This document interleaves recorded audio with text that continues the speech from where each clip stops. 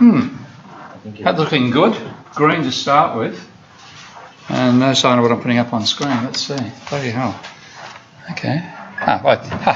Pardon me, I had a very bad night's sleep last night. For one reason I was late getting here.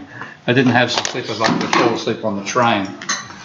So I was in Europe over the weekend and had to go to a friend's funeral on Thursday, which is not exactly a good thing to do. I was blocked because the weather was so bad. It didn't only stop the planes, it stopped the trains as well. So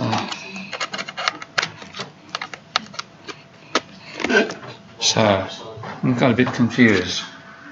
Hang on. Good. Okay, great. All right.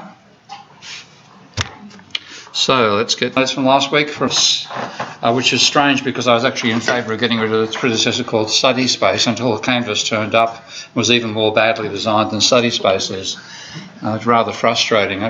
I used to work in database design, and there's no way you design a system like that using HTML tables. You'd be using proper relational database structures, and it's another damn thing done using HTML, which causes all sorts of disasters. You can basically, HTML as a database is like letting your 3-year-old child put your clothing away, okay? Everywhere, total mess. So very strong aversion there. Now we're talking about value theory again today, and this is going to be less mathematical and more philosophical than what I spoke about last week. I remember talking about how value plays an essential role in understanding how we actually have a production system on this planet, and I took you through the derivation of that work. I'm still developing myself on the role of energy in production. A long, long way to go before I'm finished. And I'm not trying to reduce economics to thermodynamics, which was to some extent what Proudhon was trying to do, but it has to be consistent with that. It's like having a theory of economics and value which isn't consistent with the laws of thermodynamics is like having a theory of biology which presumes we can all eat cyanide. Yeah, interesting theory, but it's not true. And I see the strict labour theory of value as being on the same footing, but there is an alternative inside Marx. And I think, has anybody read any of my work on Marx yet? Or none of you had? Okay, that's going to be new. Well, I've seen this before. You're getting a fairly heavy dump of it today.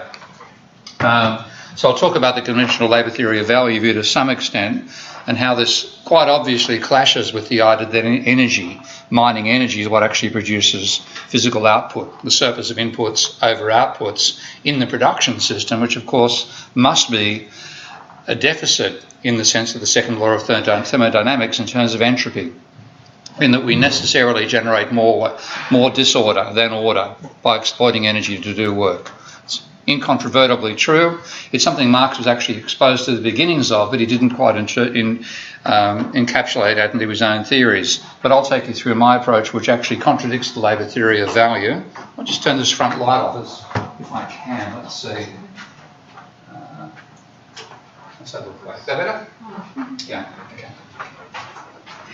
And I've got a number of papers there which I still have to pull together truly properly. The thesis is the unpublished work. There's, the 1990 work would be the main one to look at if you want a complete overview. But when I talk about dialectics, even Marxist eyes tend to glaze over because a lot of Marxists believe that was Marxist Hegelian hangover they wanted to get rid of. I think it's actually a way he structured his understanding of capitalism, which made him such a strong thinker about economics, with one flaw, and unfortunately that flaw is the labour theory of value. Well, what you've got with the idea of dialectics is a philosophy that tries to give you a way of handling the fact that in a complex system like capitalism, everything depends on everything else. You've got feedbacks all the way through. So how do you structure that? How do you understand it? Well, the neoclassicals, frankly, I don't think most of them understand that they've done this because they think it's the only way one can do work. I've got to run to quite a few examples of that thinking in the last few weeks when the neoclassicals are trying to rebuild their agenda after the financial crisis. And one of them actually said that DSG models are the only way you can analyse capitalism, only in italics. They got such a blast of criticism overall, they've removed that particular word, but I've still got the original copy. That's really saying what they actually believe. That the only way you can do is what they do, which is fundamentally reductionism, which they think is the approach they're taking. But in fact, what they're doing is not reductionism, it's what's called constructionism. And that's the idea that you can start with some stylized version of the microeconomic, the underlying system. So you start with chemistry, okay? And then with chemistry, you build up an explanation for the higher level system, which is called life. Okay, so all biologists know they first of all learn chemistry, and the first exam question they get is, please go and create life using these chemicals. Of course, that's total crap. Okay, a biologist would laugh at the very idea, but that's effectively what neoclassical economics has done as a methodology. And what they've done is not actually aggregate. They would like to have aggregated, but they proved they couldn't aggregate. What they actually did was extrapolate. So there's a very good piece of research which I talk about in Debunking Economics by neoclassical economists asking the question of, can you, if you start with a whole lot of individuals who have exactly the correct type of demand functions, which are downward sloping Hicks and compensated demand curves, if you've been through all that stuff in a micro course, if you add those up, do you get a downward sloping market demand curve? Now the answer was no. Okay, they didn't actually state it that way. It's in a very, very complicated way that they stated a result they did not want to get. But the basic point is that if you have the way you derive an individual's demand curve, if you've done your micro stuff, you change the price of one of the two commodities while keeping income and the price of the other one constant. You can't keep on income constant when you add up more than one consumer. Then if you're going to aggregate, you by definition have to have different individuals and different products. So if you aggregate with different individuals, they've got to have different utility functions if you draw that for them to start with. And secondly, the goods themselves have to have different characteristics. And the most obvious characteristic of a commodity in the abstract is it a necessity or it is a luxury? Do you consume more with income or less than it with income? Well, the conclusion they reached was they could aggregate if all consumers had effectively parallel utility functions. So what they call the Engels curves had to be parallel if you derive them. And secondly, the ratio in which you consume commodities could not change as you increase consumption. Now that says all consumers are effectively the same, but even worse, all goods are exactly the same. They thought they could fudge around it by calling what they call the representative agent. What that meant was what they called aggregation from the micro to the macro level was actually extrapolation. Take a single individual, blow it up to be the entire economy. Take a single, in terms of demand, blow up a single firm, take it to be the entire industry of the economy. Completely wrong. It's not aggregation, it's extrapolation, and it failed. But it also fails in a more important way in terms of the complex system approach I want to bring into economics, and that is covered in a beautiful paper by a genuine Nobel Prize winner, i.e. somebody who won a physics Nobel Prize, Philip Anderson, called More is Different. Beautiful paper. He was been stunned with how many people have referenced this paper and seen it as pivotal for their own thinking. I recommend getting a copy. It's a very easy read. And talking about reductionism versus constructionism, so taking a complicated thing and breaking it down into parts in order to understand it, is reductionism. And that's been very valid, very successful technique for science for a long, long time until we reach the 20th century, when so many of the systems we're looking at have feedbacks which you can't, when you disaggregate, you don't get the feedbacks. You lose the feedback effects. You've got to bring those back in again. So that doesn't apply constructionism, where you take from the bottom and add up. And that's what neoclassicals have tried to do. And they're not even aware of it, most of them. That's what their methodology has been. But you still need a coherent theory of everything. So how the hell do you organise it all? Well, Marx's philosophy makes it possible, and this has really been the approach which has driven my economics since I was in third year as an undergraduate. And I'm going to go to a lot of detail here because my analysis is completely outside the mainstream of both critics and fans of Marx. And you take him back to seeing he began as a philosopher. He was actually the very first famous economist to have a PhD, but it was actually in philosophy, not in economics. And he later realised when he was working, he couldn't get a job as an academic in Prussia. His views would become too radicalised.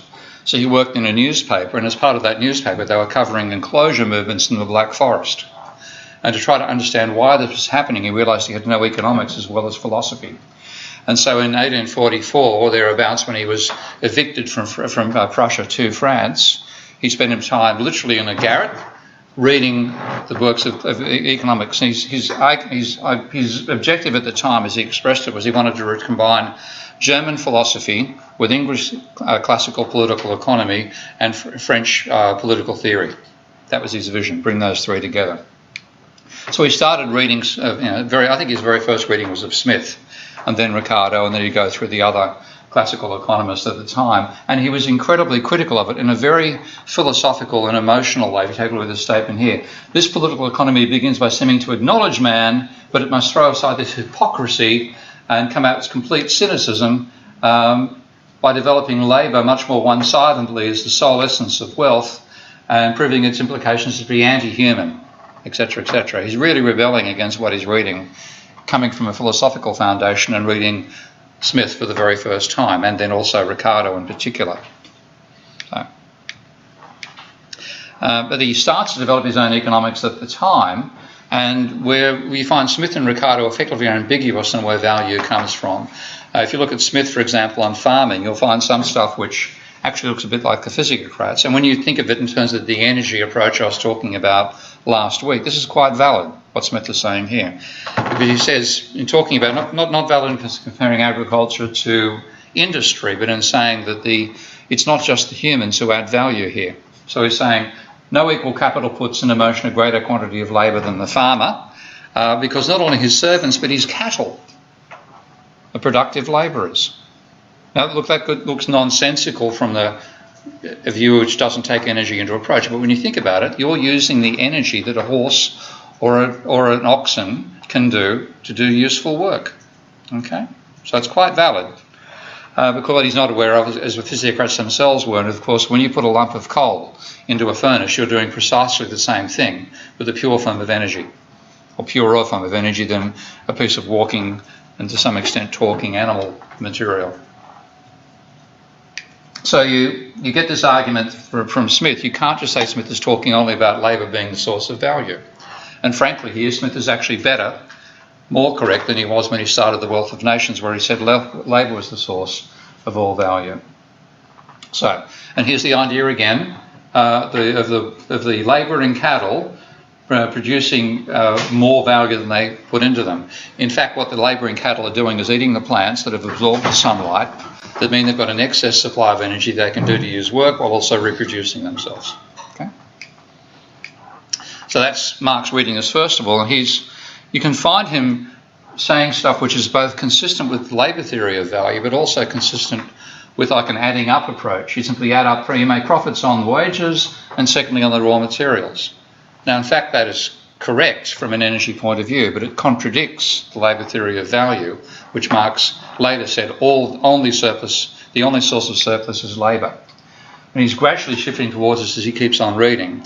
So he starts saying at the end, the greater the human share, the greater the profit of dead capital. Now again, this is Marx working in dialectical pairs of opposites all the time. Living capital, dead capital, that sort of thing. So you can see in his language the fact that he's still got this strong philosophical foundation. But as he goes on, he becomes more and more a fan of Ricardo.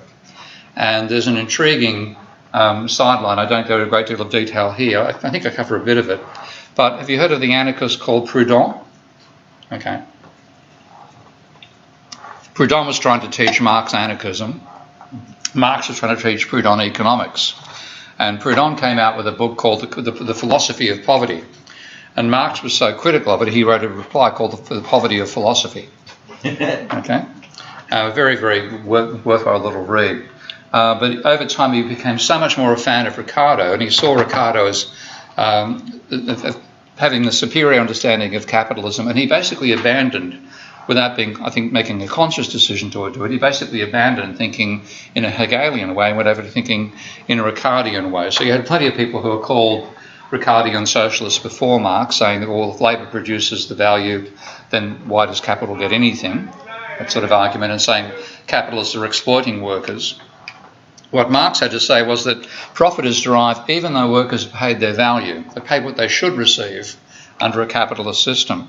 What he was critiquing capitalism on was what he saw as tendencies to crises and absolute collapse, rather than the moralising side of exploiting labour. And he also did see labour, and he continued seeing this all the way through his writing, as capitalism alienating workers from the rich society they once were part of. He had a strong vision of what our sort of Cro-Magnon past was like, even though I don't know the term Cro-Magnon existed when he was writing. So what he did also was solve quite a few of the dilemmas of the classical analysis, and the first one being this whole idea of how can you make a profit if everything exchanges at its cost of production. Okay? And that was something Ricardo and Smith never really properly nailed down. So he said commodities exchange at their value, and this is again where he's thinking in the labour theory of value terms, the labour time taken to produce them. Now the physicrats have said the amount of land necessary to produce them, okay? And the physicrats are more correct. But this is Marx saying labour time necessary to produce them, and that includes the labour time that it takes to make the machines that are part of doing the production. So he said you get the value, you get the means of reproduction of the inputs, that's the price that is paid for your labour and for your capital. But then you have the ability to work under capitalism, which is also a commodity. You have the idea of labour power. So the labour power is your capacity to do work during a day. That's what the person who buys you exploits in terms of a capitalist hiring a worker. Now, the time necessary to reproduce that capacity, Marx saw as being a subsistence wage. In fact, in the terms I've taken you through last week, it means to be more than that. You've got to have subsistence plus enough to be able to put energy into work. But he said capitalists is buying labour, so they get the power to get work done, labour power. They pay the cost of the means of production of the labourer. Let's say it takes 5 hours to produce the subsistence wages that are needed to keep a worker alive and let them reproduce and so on. That's the variable capital, as he calls it. But the actual work might last for 10 hours. So they 5 hours to reproduce the means of subsistence, 10 hours of labour, the 5-hour gap is surplus value. That's where profit comes from.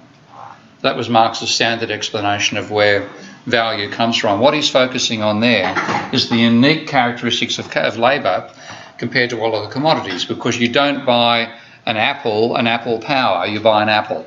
Okay? He's saying, well, here you hire a worker, but you're not buying the actual worker, you're buying their capacity to do work. What you have to pay them is enough to make them keep them alive. To do that work, there's no reason for the two to be the same, and this is where Marx differs from the neoclassical theory of value as well. But that was an explanation based on the unique characteristics of labour. Now, of course, when you buy a machine, you buy the actual machine. Okay? There's not a difference between machine and machine power. There is a difference between labour and labour power. So that's saying, in this case, well, therefore, a machine, when you buy it, all it can do is give you back what you put into it.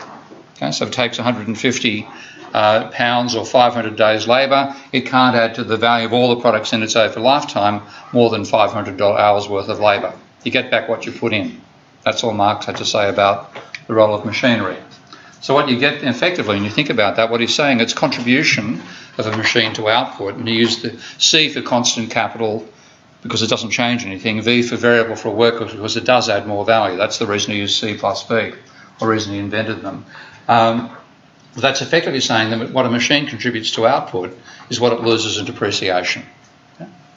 Saying they're identical. Keep that in mind, because I'm going to show Marx contradicts that later. Okay? So there's many critiques of the theory over time. I won't bother talking about them because you can find them. People like Ian Steedman's. Anybody seen Ian Steedman's book, Marx After Schaffer? Okay, if you want to take a look at the technical critiques of the labour theory of value, that's the best critique of it. I'll be talking mainly about looking at Marx's own philosophy as a way of critiquing the labour theory of value, and I'm starting to tie the energy issues as well there. Now, I've got a long way to go before I get the energy stuff worked out, but the basic concept is that GDP is effectively useful work, to remind you what I spoke about last week, and output with that energy is impossible. Okay? So labour and capital are means to harness that energy. And that's simply, you can't deny that. If you deny it, you might as well go start writing books about fairies and then jumping on a ferry to fly back home. As I covered you the last week, any theory which contradicts the laws of thermodynamics is not a theory, it's a fallacy. Now, how does labour theory of value stack up against it, looking at this energy thing to begin with? Well, putting it as best I can, if you imagine the argument that surplus labour is the only source of a surplus of outputs over inputs, and that's fundamentally the proposition of a labour theory of value, and capital only contributes what it loses in depreciation to output, then how can you express that? I could use a more general production function than the Cobb-Douglas, but that's the easiest one to work with initially.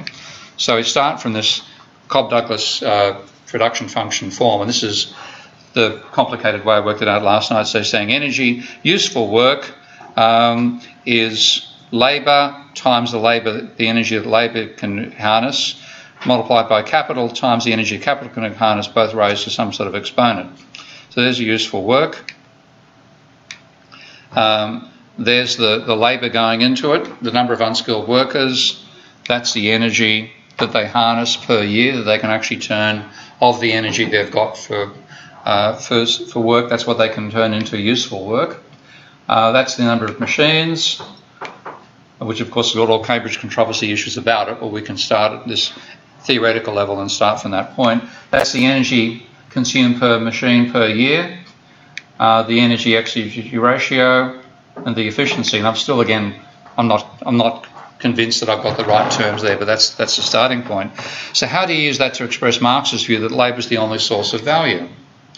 Well, XL, which is this ratio of the exergy, the energy that is actually turned into useful work, to the total energy consumed by the worker, that's got to be really equal to what Marx called surplus divided by total labour, which is V plus S. Because if you look at the idea, XL there is the energy that a worker consumes, 4,000 calories a day, let's say. That's the denominator. The numerator is the amount of energy they actually do as useful work. So if a worker can put in 2,000 calories of work per day, which is roughly equivalent to one light bulb, then you have one light bulb divided by two light bulbs, because it takes about a light bulb to keep you alive as well. So that's about 0.5. Now that's the energy that's used to produce surplus in Marx's logic, and this is the total energy that you get to consume. So that's the best way to express that. So if I now feed that in here, I do some substitutions. So XL, EL, that's the total energy absorbed by the worker, that's going to be V plus S. Okay. XL is that ratio of S to V plus S, and I've got this, how efficiently is the work done as well. I could drop that term if necessary, because it turns up on both sides of the equation. But that's saying efficiency of the work, efficiency of the work. So you can say the total amount of energy that a worker puts in Marx's terms, is equal to the surplus, which in this case will be the 2,000 calories. Not a ratio now, it's a amount of hours of work or energy equivalent, multiplied by the efficiency. So let's feed that in there. I've now got this expression, and I've now substituted Marx's terms here inside that expression for a modified Cobb-Douglas. Well, what do I have to do to this expression overall to get it to the point where it says that labour is the only source of value? Let's put that assumption in there. Well, either XK, which is the efficiency, the amount of energy coming out of a machine, surplus energy divided by the total energy, that's either got to be 0, or the exponent you use in the equation has to be 0, because the numerator, that's on the top, that's the amount of useful work done by a machine, over and above the work necessary to create the machine. Now Marx is saying that's 0. Okay? Now you feed that into the equation, what you find is, well, therefore output is 0, which is a bit inconvenient. So how can you actually get a better result than that? Well, you've got to set the exponent for capital to 0 as well. So you set alpha to 0. Just take you through the logic there. I've got this expression, and I'm told this one is 0. So I've got this raised to all this model. They've got 4 terms here, one of which is 0. Therefore, the result is 0. The only circumstance where that result is not 0 is when alpha itself is also 0. So 0 is raised to the 0 is 1. Okay? So you put that in there. I've got the order out of sequence here, but you do that, you finally find, well, this is now saying that all useful work is equivalent to the number of workers employed times the amount of surplus labour they can do, which might be 2,000 calories per day, times the efficiency, which means total GDP reduces to something per capita, per worker, reduces to about 1,000 calories a day, which is one light bulb. Now, who's consumed one light bulb or less so far today? Okay. The amount of energy you've consumed even getting here, it'd be 10, 20 light bulbs. So it's just, in that sense, it's nonsense. It doesn't suit the theory at all. And this is the best standard critique of Marx is in that book by Ian Stephen called Marx After Schaffer, which shows the impact of the Cambridge controversies when they're applied to the labour theory of value. Now, if that was all you had of Marx, you could throw him away. At least as an economic thing, you could take away on politics. But I say there's another way to understand Marx, which works from the dialectical philosophy. It contradicts labour theory of value in its own right, and I'll show you the logic between that. It's compatible with the energy production function material I've taken you through beforehand. And of course, the big, really, really difficult thing about this for Marxists, and this is where, I mean, I have had a bit of a fight with a few neoclassicals on Twitter in the last couple of days, and they peeve the shit out of me. But Marxists are the same. They don't want to admit that Marx made a mistake. Well, he did. What did Marx say in the case where you find the person who you're building a theory has made a mistake? This is what he said. This is actually from his PhD thesis. I'll read it up if anybody gets this on YouTube. It is conceivable that the philosopher should be guilty of this or that inconsistency because of this or that compromise. He may himself be conscious of it, and I think Marx was, what I'll be showing you in a moment. But what he is not conscious of is that in the last analysis, this apparent compromise is made possible by the deficiency of his own principles or inadequate grasp of them. In that situation, if that has happened, it's the job of his followers to use the inner core of his logic or thought to eliminate his own superficial expression of it. Okay? So, in that sense, I'm following Marx by criticising Marx. So, when you look at this, I think I'm repeating myself there. Hang on a second. Okay, no, I'm not. Okay. So what Marx is, when you think dialectics, do you think of what's the expression thesis, antithesis, synthesis? Have you ever heard that one before? Some of you, okay. Whenever I heard people talking about that, first of all, I couldn't pronounce the damn thing. It seems to give you an instant whiff when you try to pronounce those three words in sequence. Thesis, antithesis, synthesis. I get stuck in an instant lisp. Secondly, it made no sense to me. I'd see people arguing this way, and when I was a student at Sydney University, and I didn't see how that. I think you could put anything arbitrary you like into a thesis, antithesis, and synthesis. It just didn't make any sense at all. And when I tried to read, when I read Marx, I was trying to find this stuff, and it was nowhere to be seen. What I did see was the concepts I'm talking about here, which is the idea about some component of a society, a human being, a commodity, money, etc., being a social unity. And it's got an existence in its own right. So if you talk about money, or you talk about labour, or you talk about a human being, they exist in the sense in their own right, but they're also existing inside a society. Now that society is going to focus upon some particular aspect of that entity. So in the case of a capitalist economy, it focuses upon labour as a way of producing mass commodities, or the commodity it focuses upon, it worrying about the profit it can make out of commodities rather than the utility of those commodities. So that becomes the foreground aspect of that particular unity. But because it's still an integrated whole, it can't exist without its background as well. So society focuses upon some aspects, the other aspects still exist. They can't be ignored. What you therefore get is a tension between the foreground and the background. And that tension can actually transform both the unity itself and society over time. So the basic idea is a unity embedded in a society with a foreground and a background and a tension between the two. And that to me made plenty of sense because it actually structured your thought much more carefully than this idea of thesis, antithesis, synthesis. And in fact, I was very pleased to find later that was my own initial reaction to all this stuff. I then found a brilliant book on Marx called Marx and Contradiction by a guy called Wilde, W-I-L-D-E. And in that he explained this whole thesis, antithesis, synthesis was the approach to dialectics actually designed by a guy called Fichte, not by Marx or Hegel.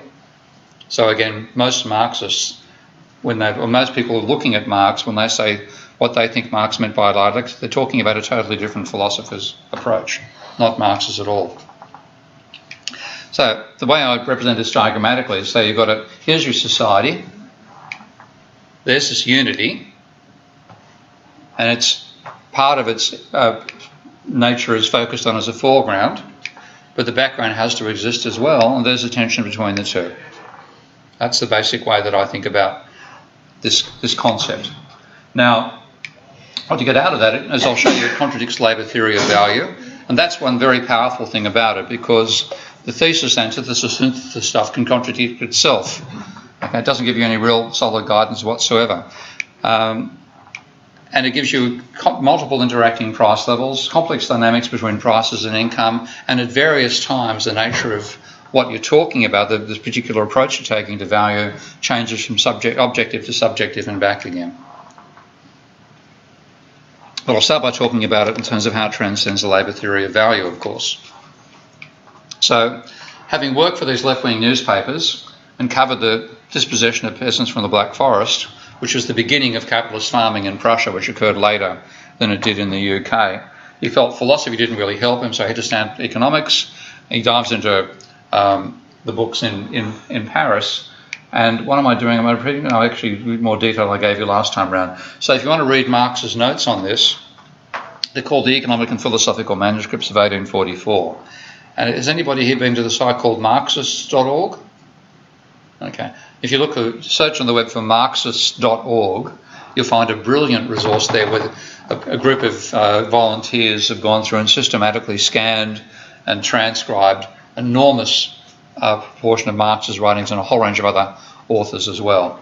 So you can find all the material you need there.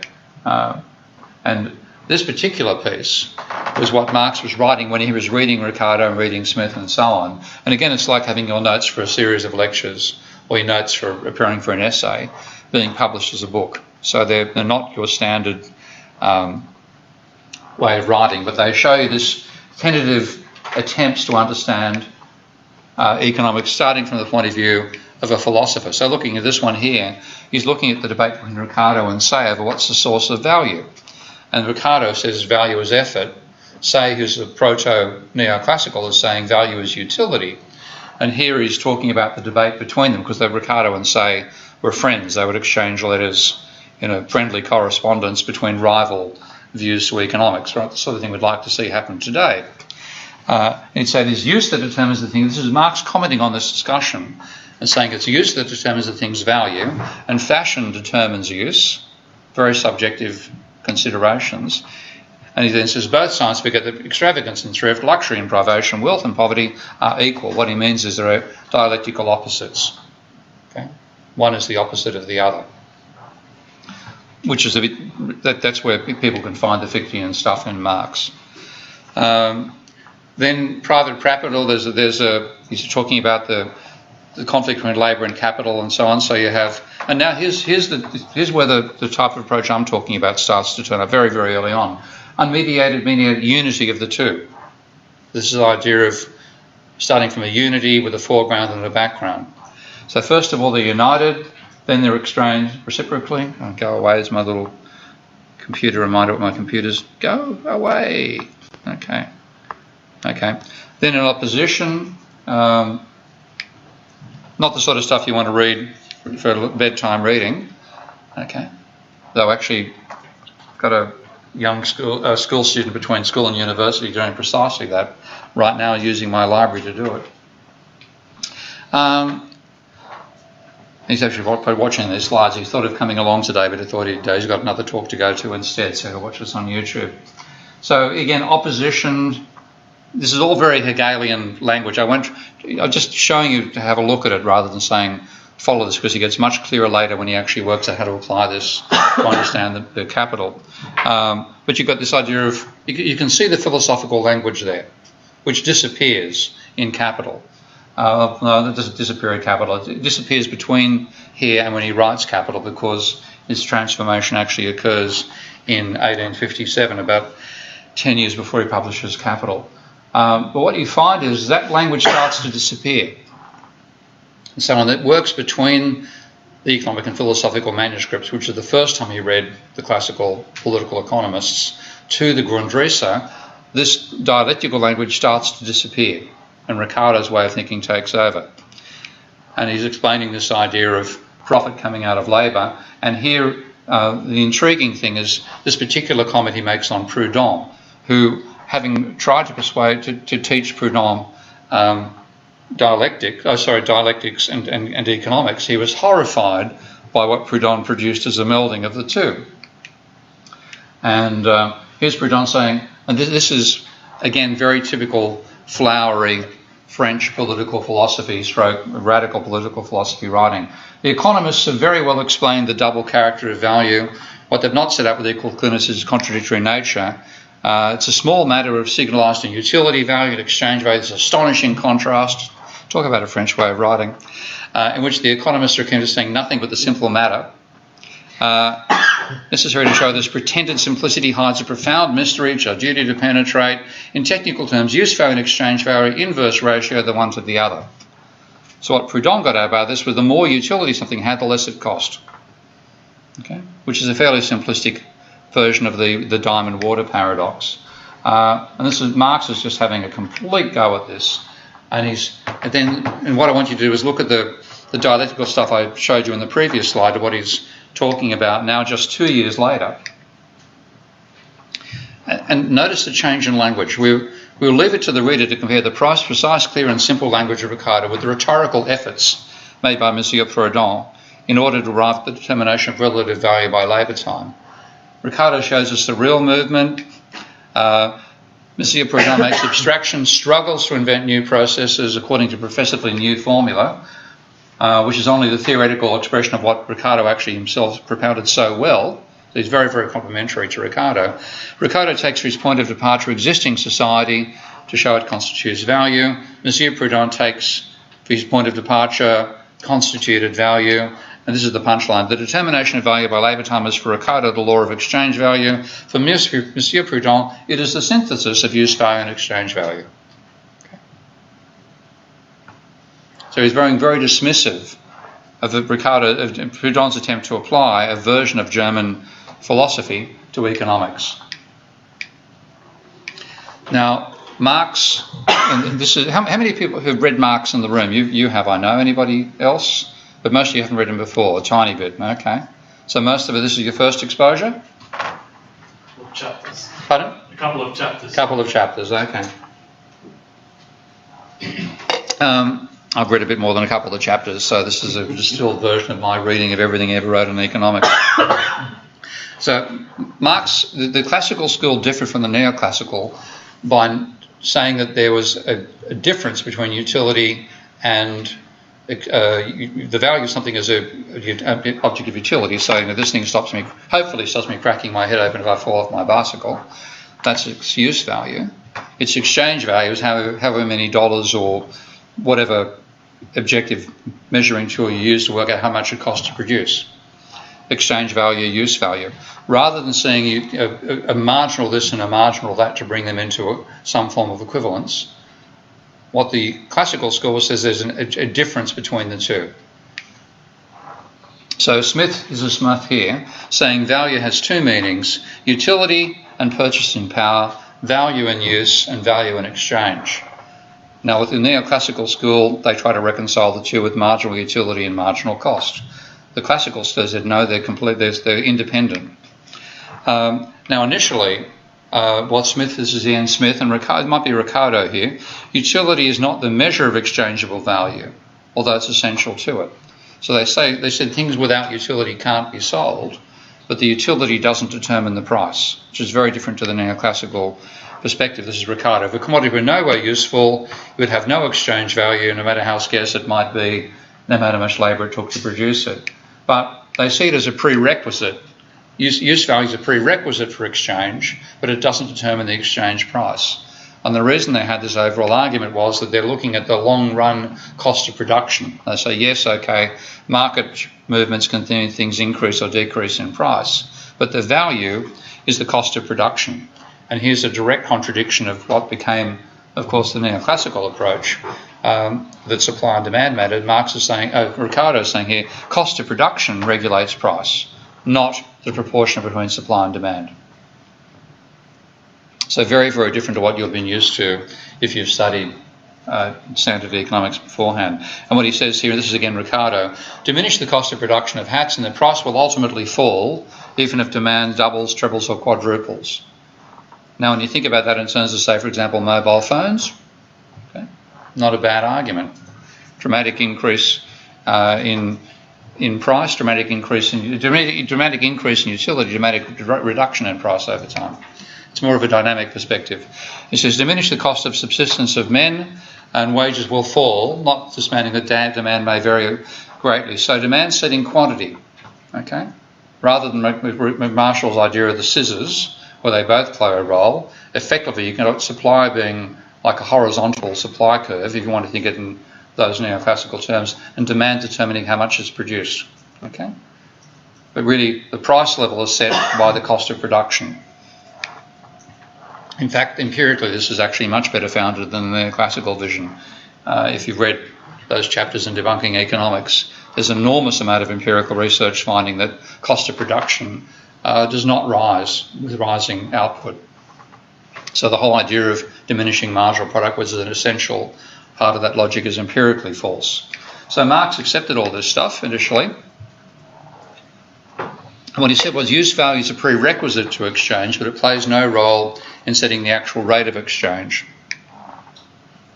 And use value is qualitative, but objective, okay? So the use value of a chair is the fact you can sit in it. It's not how comfortable it makes you feel.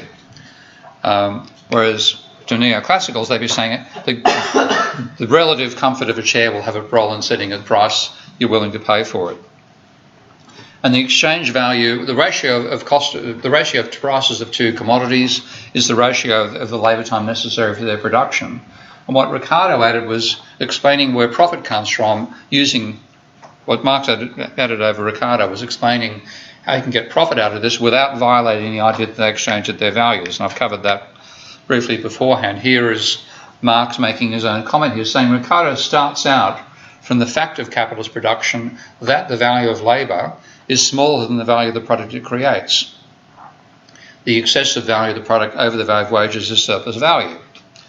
It's a fact, according to Ricardo, but he doesn't actually say how does it arise. And he says the total, this is Marx's commentary, the total working day is greater than the part of the working day which is required for the production of wages. Why? That doesn't emerge from Ricardo. Now his explanation actually involves the dialectics, that's why I haven't covered it yet. But back when Marx first thought of this, his explanation was effectively Ricardian, saying it's the unique attributes of labour. The difference between the cost of production of labour and the productive abilities I've covered earlier on. This is just giving you the quotes from Marx now in more detail. So the worker receives the means of subsistence in exchange for labour power. The capitalist receives in exchange for means of subsistence labour. The productive activity of the worker, which gives an accumulated, gives more out than it actually gets paid. Okay, that was his explanation for the source of surplus back then, and this was labour as the only source of value. Now, if that's the case, when you start from the point of view that all surplus comes only from labour, then you get the idea that as you can see a trend for high level of machinery to labour over time, however you might measure that, that will therefore give you the tendency of rate of profit to fall. That will give you the inevitability of socialism, the countervailing technical, the 7 countervailing factors Marx mentioned to that, but the basic idea that he saw was these were the forces that were going to lead to capitalism failing and giving way to socialism. But it also gave you the transformation problem. When I was doing my master's thesis, a very prominent Australian political economist called Bruce McFarlane said, "Oh, you're doing it on Marx. Is it on the transformation problem?" He almost fell over when I said no. Everybody's doing a thesis on Marx is trying to solve the transformation problem. And that's the inability to reconcile prices and values. And of course, the predictions of a terminal prices for capitalism may yet come true, But the first one system to become terminal was socialism, not capitalism. So it didn't actually look all that good for Marx overall, and as I've said, it conflicts with the laws of thermodynamics because you can't produce a surplus without energy, and it's giving no role to the energy harnessed by capital in doing work. Yeah. Oh, sorry, you just got the back scratch. But in fact, Marx transcended all this stuff, so in some ways by sheer accident, because that's your phone, okay. Before he rewrote Capital, by sheer accident, he reread Hegel's logic. And it was an accident. What actually happened, I think it was Otto Brau, I'm not sure, who turned up at Marx's house and had a copy of Marx's copy of Hegel's logic, which Marx obviously led to somebody else and hadn't been returned. And a decade or so later, it comes back, or 1.5 decades later, it comes back through a visit by a friend. And then this is the time that Marx is sitting at the British Library reading classical political economy all over again, and by sheer chance, here's Hegel, so he reads Hegel as well. That's a good time for a break, I think. You want to take a bit of a break and come back in 10 minutes? It's going to be a long lecture, probably take me 2 lectures to get through all this material. Okay.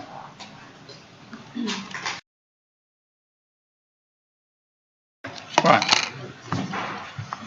So, keep on going here.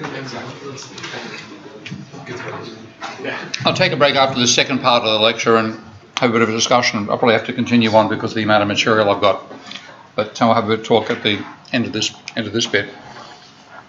So if you look at this particular point, that reading Hegel again played a major part in Marx's intellectual development of a whole new approach to economics, was that he said it was in this method of treatment, factored by mere accident, I have again glanced through Hegel's logic has been of great service to me. So admitting that this philosophical re-exposure after 13 years of being embedded in Ricardo's logic and the whole classical school did have a major impact on his thinking.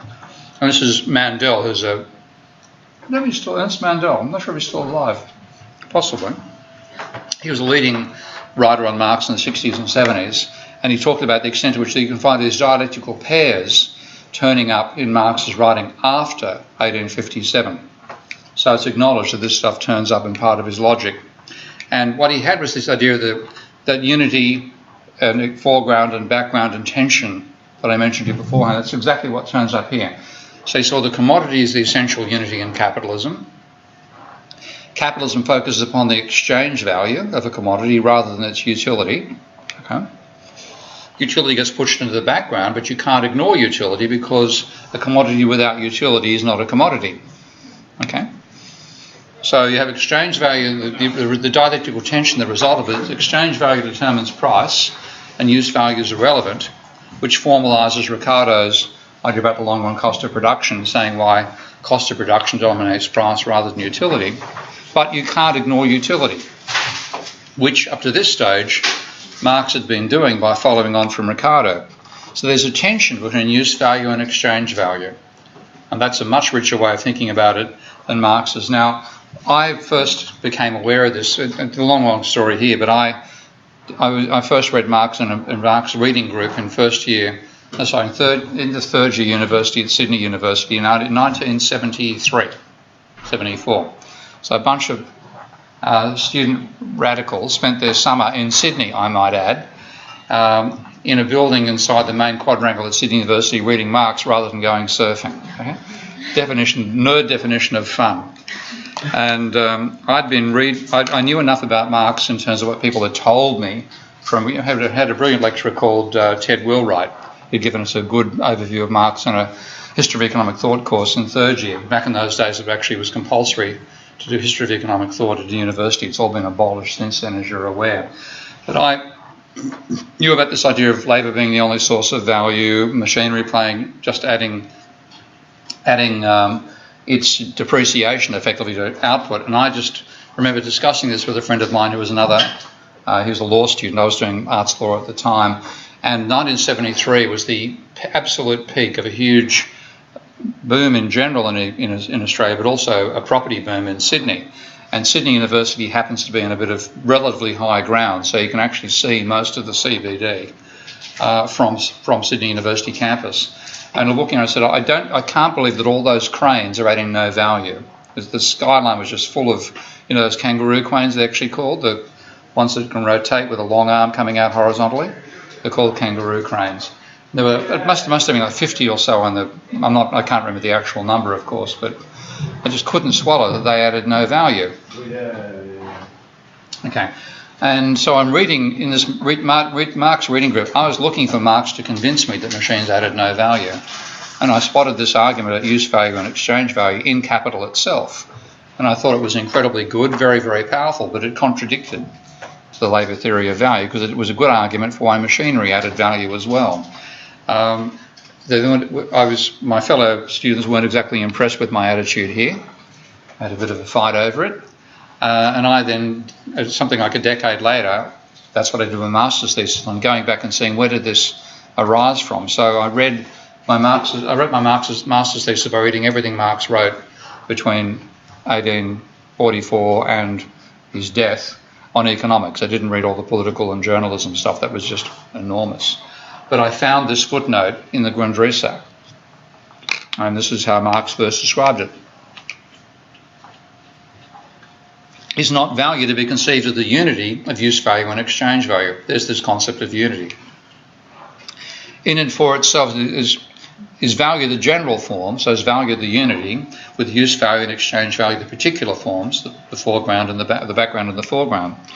Does this have significance in economics? Now again, the Grundrisse were his notes, never intended for publication.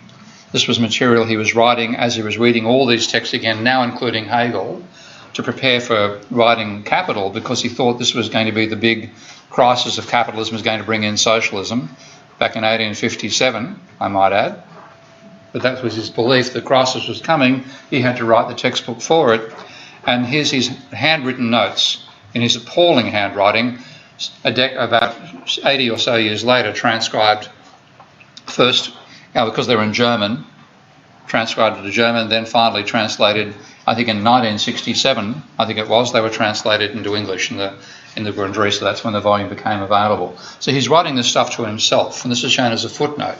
Now the reason would be, I don't know, I haven't seen the original paper documents, but most likely Marx is writing away something and suddenly, hang on, double asterisk, star, star, star, underline. Here's an insight I've never had before. So this is the very first insight where he sees how he can bring the philosophy he learnt, which he's just reread by sheer accident, to bear in economics. Does this have significance in economics? He says use value is presupposed, even in barter, but here, where exchange value is for the reciprocal use. So his vision here, and he elaborates this in Capital, which is written, of course, 10 years after this, or published 10 years later. He's saying if you imagine a barter between two tribes back in early Cro-Magnon society, where one can make something that the other can't and vice versa, then the objective for the transaction is because you want the utility. Okay? And therefore the fact that this gives you utility can determine how much you're willing to pay for it. So he said back in those days, the natural nature of the commodity has no particular standing as an economic form. In other words, this is just what motivates people to make an exchange. But when you go further, I'm getting a bit elaborated. I'll leave that thought till later. But he's saying there's no way in which use value plays any role. Let's go back again.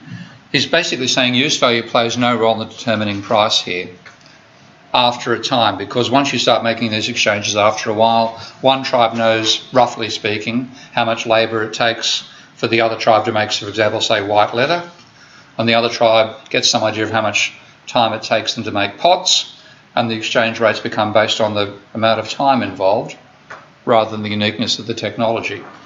So use value drops out as a determination of price. That's part of his whole logical argument, which he elaborates in Capital. But then he says, ultimately, does not use value enter in as a determinant? So normally he says you can ignore use value, which is what Ricardo did and Smith did. He's saying, hang on a second, if you ignore it, doesn't it turn up, for example, and he doesn't explain why here at this stage, the relation of capital and labour. If only exchange value plays a role, then how do concepts which relate to use value come in later? And he says the price is merely the formal aspect of it. This is not in the slightest contradicted by the fact that use value is predominant. So exchange value is the foreground, use value is the background in a capitalist economy. He keeps on going. But of course, use doesn't come to a halt. And then this is where he starts referring back to his work with Proudhon as well. In this case, this is to be examined deeply, rather than just forgetting about it as Ricardo does, or the dull say, who just puffs himself up with the word utility. He says it's important to see to what extent use value is not just a precondition, but an essential part of the economic relations. And then notice there's Proudhon's nonsense. See the misere, the poverty of philosophy. So this is a 1.5 page long footnote. Not written as such, of course, it wasn't written as a book, but that's how it was formatted by the editors of the Grundrisse. So that's where he actually first made this discovery. And then from that point on, you can find suddenly the philosophy is combined with the economics in a way that didn't occur beforehand. And this idea of a dialectic between use value and exchange value became absolutely central to Marx's thinking. And he confirmed this later in another case. He had a book by an Austrian economist called Wagner, Adolf Wagner, and Wagner wrote his own review of Capital. And here's Marx's furious commentary on these so-called review written in the margin of this book by Adolf Wagner. And what you get is a blend of dialectics and classical economics setting up from Marx from this point on. And my feeling, if you don't understand this stuff, you don't understand Marx, which applies, unfortunately, to most Marxists. Okay. So here you get this idea: capital and labour, exchange value and use value are opposites. And then you say we can't realise exchange value just in circulation, and that's because use value isn't standing opposite. This idea of opposition is actually a foreground to a background. I can see how people got caught up in the Fichtean idea of synthesis and thesis and all that jazz, but this foreground and background and tension between the two is the essential part of Marx. This is a lengthy quote. I'm giving you the entire footnote here. But he's now starting to think in a dialectical way, and it's a huge revelation to him. And he spends the next 30 or 40 pages of the Grundrisse elaborating this and seeing how it affects the views he previously had. And then all his writing since then is rearranged in this way, except with the labour theory of value. So this is the basic idea. You have society, capitalist society. The unity is a commodity. Capitalism focuses upon the exchange value of commodities, and that sets the price, and the use values are relevant to price. But there'll be a tension between the two, which I'll elaborate on in a moment. Now, my favourite example of the opposite was I was in China in 1981-82, took a group of journalists on a tour of China, and as part of that we got to do a tour of the Forbidden City. Has anybody been to China and been to the Forbidden City here? Okay. It's pretty much empty, isn't it? All the old objects of art were still there in 81-82. So you could actually walk through the entire compound and see all the artworks that the emperors had. And my favourite piece of art was about 7 metres high, made of solid jade, a piece of jade that had been carved into the shape of a jade mine, with workers taking the jade out of the mine on carts they were dragging themselves. That's the scale of the sort of art I'm talking about. It's not the Louvre was nothing compared to this place. Another piece of art was a gold stick, pretty much the size of my forearm, okay, bent over like this, and on this side it was absolutely studded with the huge gems. I mean, diamonds, emeralds, rubies, each would have been 2 or 3 centimetres, maybe 4 centimetres across. Really, really big gems. And one of the journalists approached me and said, "What do you think this is, Steve?" And I made a joke. "It's obvious, it's a back scratcher, ha, ha, ha." I walked off and we saw the rest of the stuff. She caught up with me and said, "Stephen, I checked, it is a back scratcher." Solid gold, probably weighed 20 kilos. Some poor Had to go and do that for the emperor, scratching their back with the diamonds. So that's a society, a feudal society. The use value matters. Who cares that this thing costs 20 million pounds to make, effectively? Who cares? I want it, we're going to make it. Use value matters, who cares what it costs? So a feudal society inverts it. A capitalist society puts exchange value in the foreground, use value in the background. You buy a back scratcher for 50p at whatever shop you'd buy them at here. Where would you buy them in London? What's your dollar shop or pound shop in London? Nobody knows. Maybe in Iceland, yeah? How do you square the kind of psychological aspect to that, where it's sort of just to display your wealth, or it's kind of, it's sort of a display object in itself. It's not necessarily, it doesn't make it a better back scratcher. It's just the sort of, but the properties of it. If you're wealthy, is there any way you can sort of? Because that to me is sort of somewhere in between the two. It's not. You could, yeah. I mean, for example, when you go to Forbidden City, if you actually do go there, there are 7 sets of walls you walk through until you get to where the palaces are. And each time you go inside another wall, you didn't need 7 walls to, keep out the hoi polloi. It was there that by the time anybody had walked through the 7 sets of walls with their entourage, they knew they were going to be, there's no way out unless they were bowed to the emperor. He was transmitting that message that this is the centre of the universe. So a similar thing about, I can afford to have a gold back scratcher. Okay? And the same ostentatious displays occur in capitalism. That's Veblen's point about conspicuous consumption.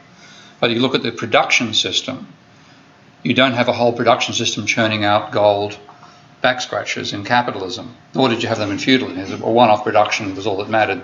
So in that sense, it's the irrelevance of the cost. The cost is, in fact, itself partly a statement of just how powerful you are. So you can tie it into this same framework as well. Agreed? Yeah, I'm just wondering, does it sort of figure in the sort of... Well, it's more about what's going in production, because in feudal society, and the Chinese were classic about this, because the Chinese invented so many of the technologies we turned into the basis of industrialisation, including gunpowder. But they used it for, there was some use in weaponry, but they never turned it into the background for industrial as the West did with the more capitalist society. Yeah. Makes Dubai an interesting place. Pardon? Makes modern Dubai an interesting place. Yeah, and that's the same sort of ostentatious display of wealth. Yeah, and a very feudal society behind it as well. So what you see in Marx is that he's looking back on what he did. Yeah. Sorry, just so, I mean, to take an example, say water in the desert, it obviously has a very high use value because there's not a lot of water in the desert. But then at the same time, wouldn't that... How do you produce water in the desert? I mean... See, the cost of production of water in the desert is going to be enormous. Okay, that's why it has a cost. And this is... and diamonds have an enormous cost because it's incredibly hard to find them.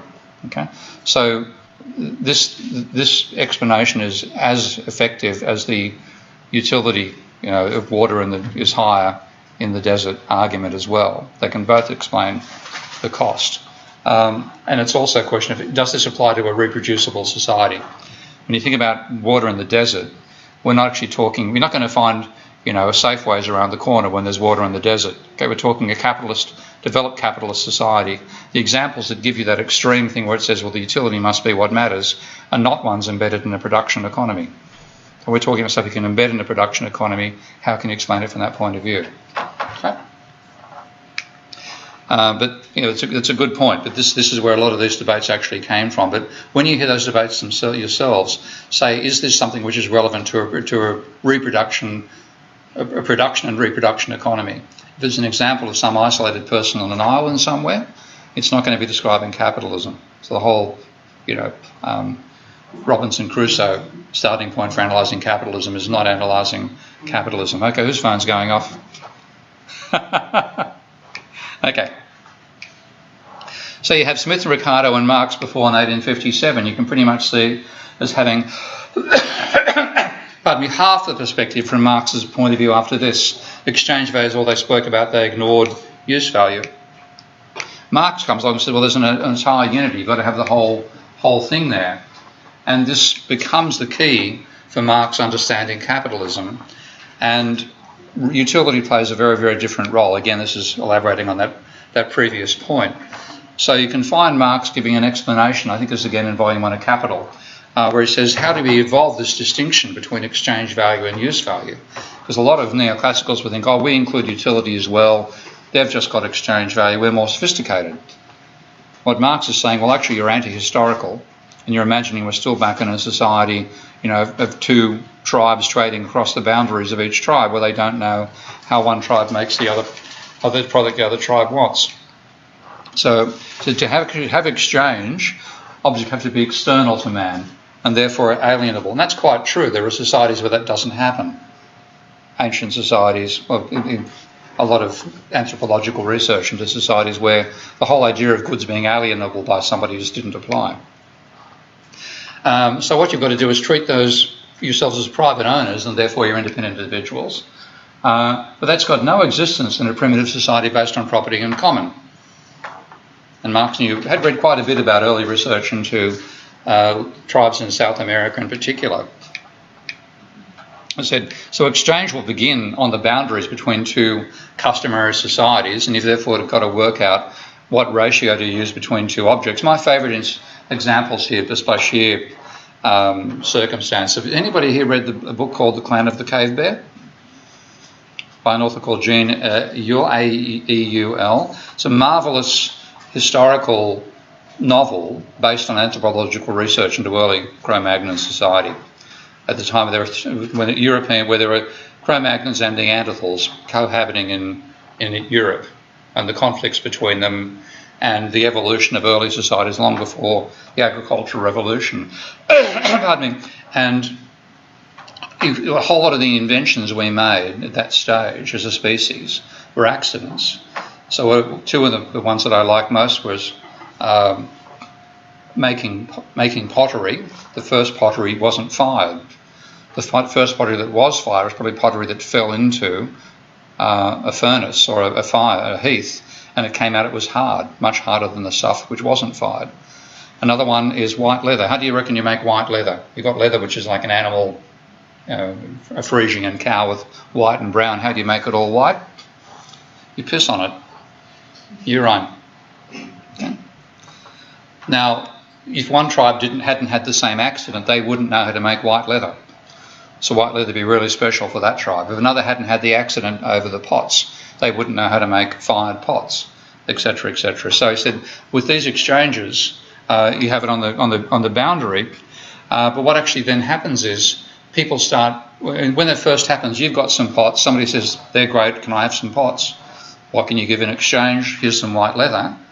So you're actually exchanging pots you would have used for leather you would have used. He said after a while what happens is you start to produce surplus pots so you can trade it to get surplus leather. So both groups are deliberately producing excess to their needs for trade.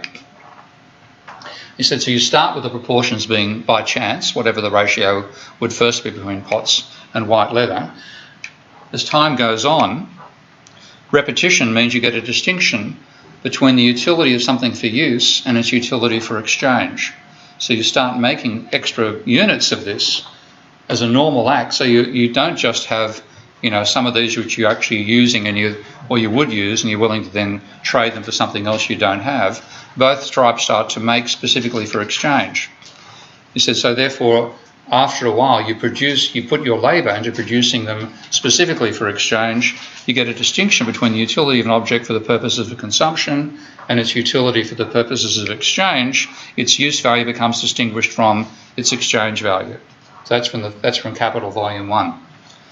So this has become very, very deep logic for Marx. And people can... I remember I taught a course on Marx back at New South University when I was just still doing my master's degree with a colleague there who was a post-Keynesian, still is. And he advised the students not to read the first 7 chapters of Capital. It's too confusing, all this Hegelian logic. Don't read it, start at chapter 8. And I didn't say anything at the time. I should have told it to him. I probably will say one of these days. But that's where this logic turns up. Now, if you start 8 chapters in, you don't see the development logic in the first place. And a lot of, I think particularly, what's his name? There's some French, Louis Althusser, I think as well. Althusserians were a particular curse of the university campuses when I was in my teens. And Althusserian said, don't read this section of Capital. So a whole lot of Marxists think they know Marx, and they've left out the 7 chapters where a lot of it's tedious, the exchange values and ratios and stuff, they're very, very boring, but the logic turns up there. If you don't read it, you don't know what it's there. And so you build your thesis of Marx, taking labour theory values as a starting point. Marx didn't do that. So he came back to this whole issue of where does surplus come from? And rather than talking about the unique characteristics of labour, which was the explanation I showed you earlier, he's now talking about the characteristics that labour shares in common with every other commodity. And that's a major change. It's not the unique characteristics of labour anymore, it's the dialectics of use value and exchange value that applies to all commodities. So, let's see. Okay. So he starts off by saying if equivalents are exchanged, I'm just going to send a message here. Pardon me doing this. If equivalents are exchanged, then they can't be the source of surplus. So exchange value, when you have a trade going on, one thing with an exchange value of, say, 12 hours of labour time, in Marx's old terminology, is exchanged for something else that also costs 12 hours to produce. So he said you can't make a profit out of the equivalents. Where they differ is in the use value. So talking about where profit comes from, this is again from the first volume of Capital, the change in value that produces a surplus, in the case of money intended to be converted into capital, must take in the commodity bought in the first act. So you take money, you buy commodities with it. He said, but it can't be in the value of those commodities because, yeah. Isn't this where the discussion... Sorry, pardon, sorry? Isn't this where the discussion is on abstract labour being the substance of all commodities? To some extent, yeah. I see that as a bit of a waffle, abstract versus concrete labour, an attempt to get around distinctions, but we'll talk about that later if you like. So we are forced, therefore, to the conclusion that change originates in the use value of the commodity, i.e. its consumption. We are forced... That's actually, pardon me, okay. In order to extract value, our friend Moneybags must be so lucky as to find within the circulation of commodity a commodity whose use value possesses the peculiar property of being a source of value. Okay, so he's now saying this use value of the commodity must be the source of the surplus. Got a message I've got to check up on, pardon me. Okay. So the past labour, and I'm going to emphasise this particular phrase, this is where Marx explains why labour is a source of value in Volume 1 of Capital, which anybody who calls themselves a Marxist has to have read.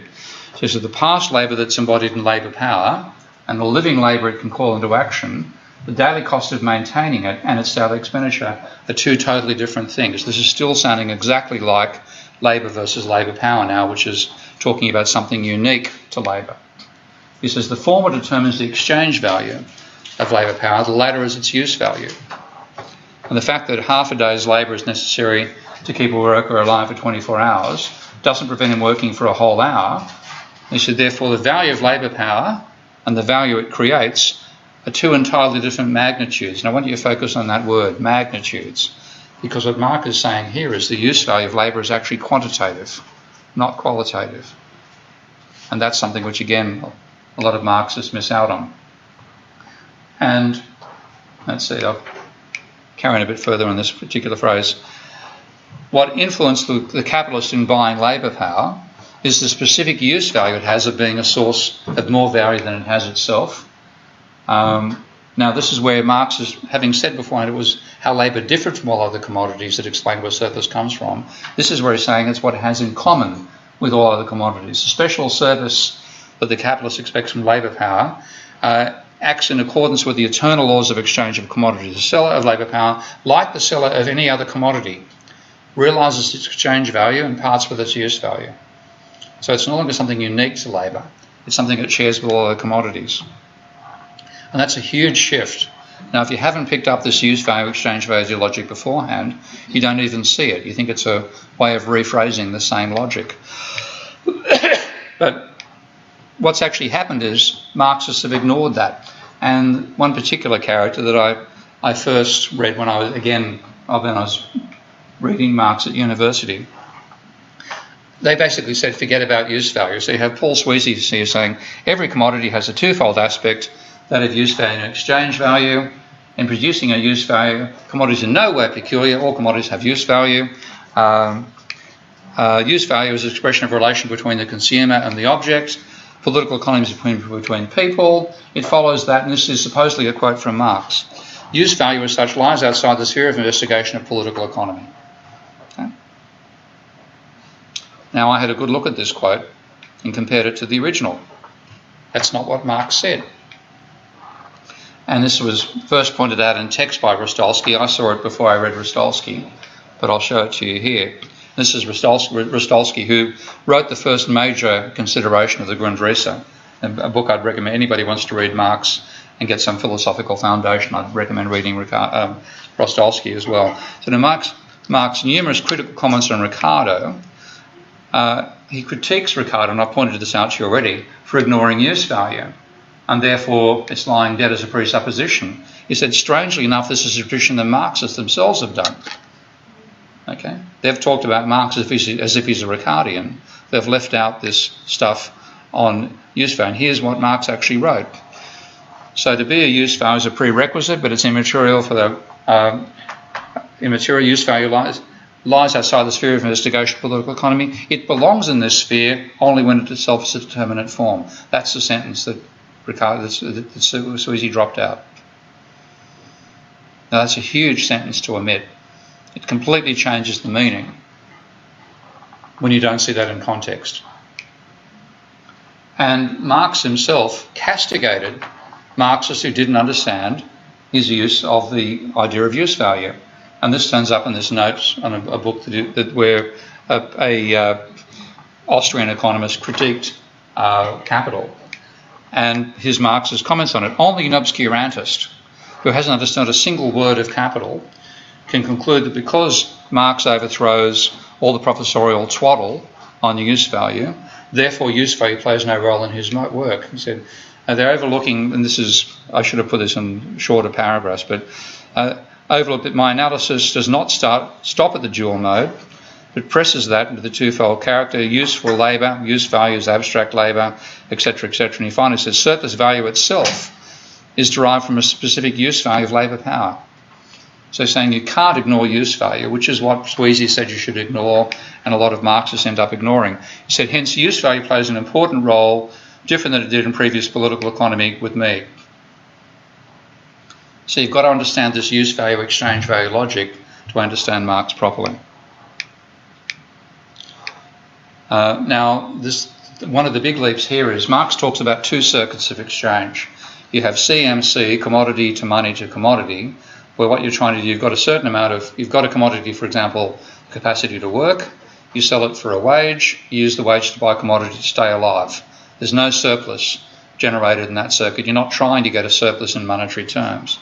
He said the capitalist starts with money, buys commodities with it, and wants to sell them for more money.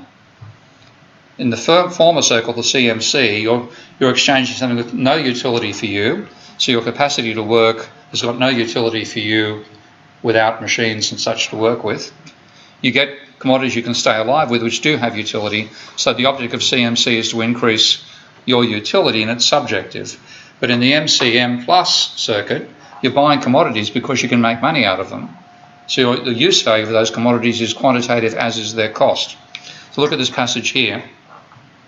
The past labour that is embodied in labour power and the living labour it calls into action are two totally different things.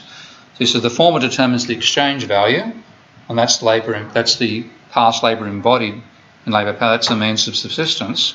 The latter is its use value, that's the work it can do, the living labour it can do. So this is this essential role of this logic that in the MCM plus circuit, use value is quantitative. You mentioned the abstract labour stuff. A lot of this abstract labour talk is about trying to explain the qualitative role of labour as being part of an explanation for surplus. Marx is no great fan of that, neither am I. So here he says, in the MCM plus circuit, both exchange value and use value are magnitudes, and because there's no relation between the use value and exchange value, they will be different. And therefore you can get a surplus from them. So he said the value of labour power, which is exchange value, and labour power it creates in the process are two entirely different magnitudes.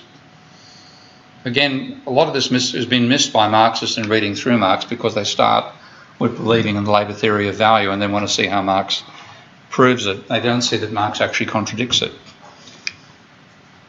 So you have a qualitative. Labour has to be skillful, has to do useful work.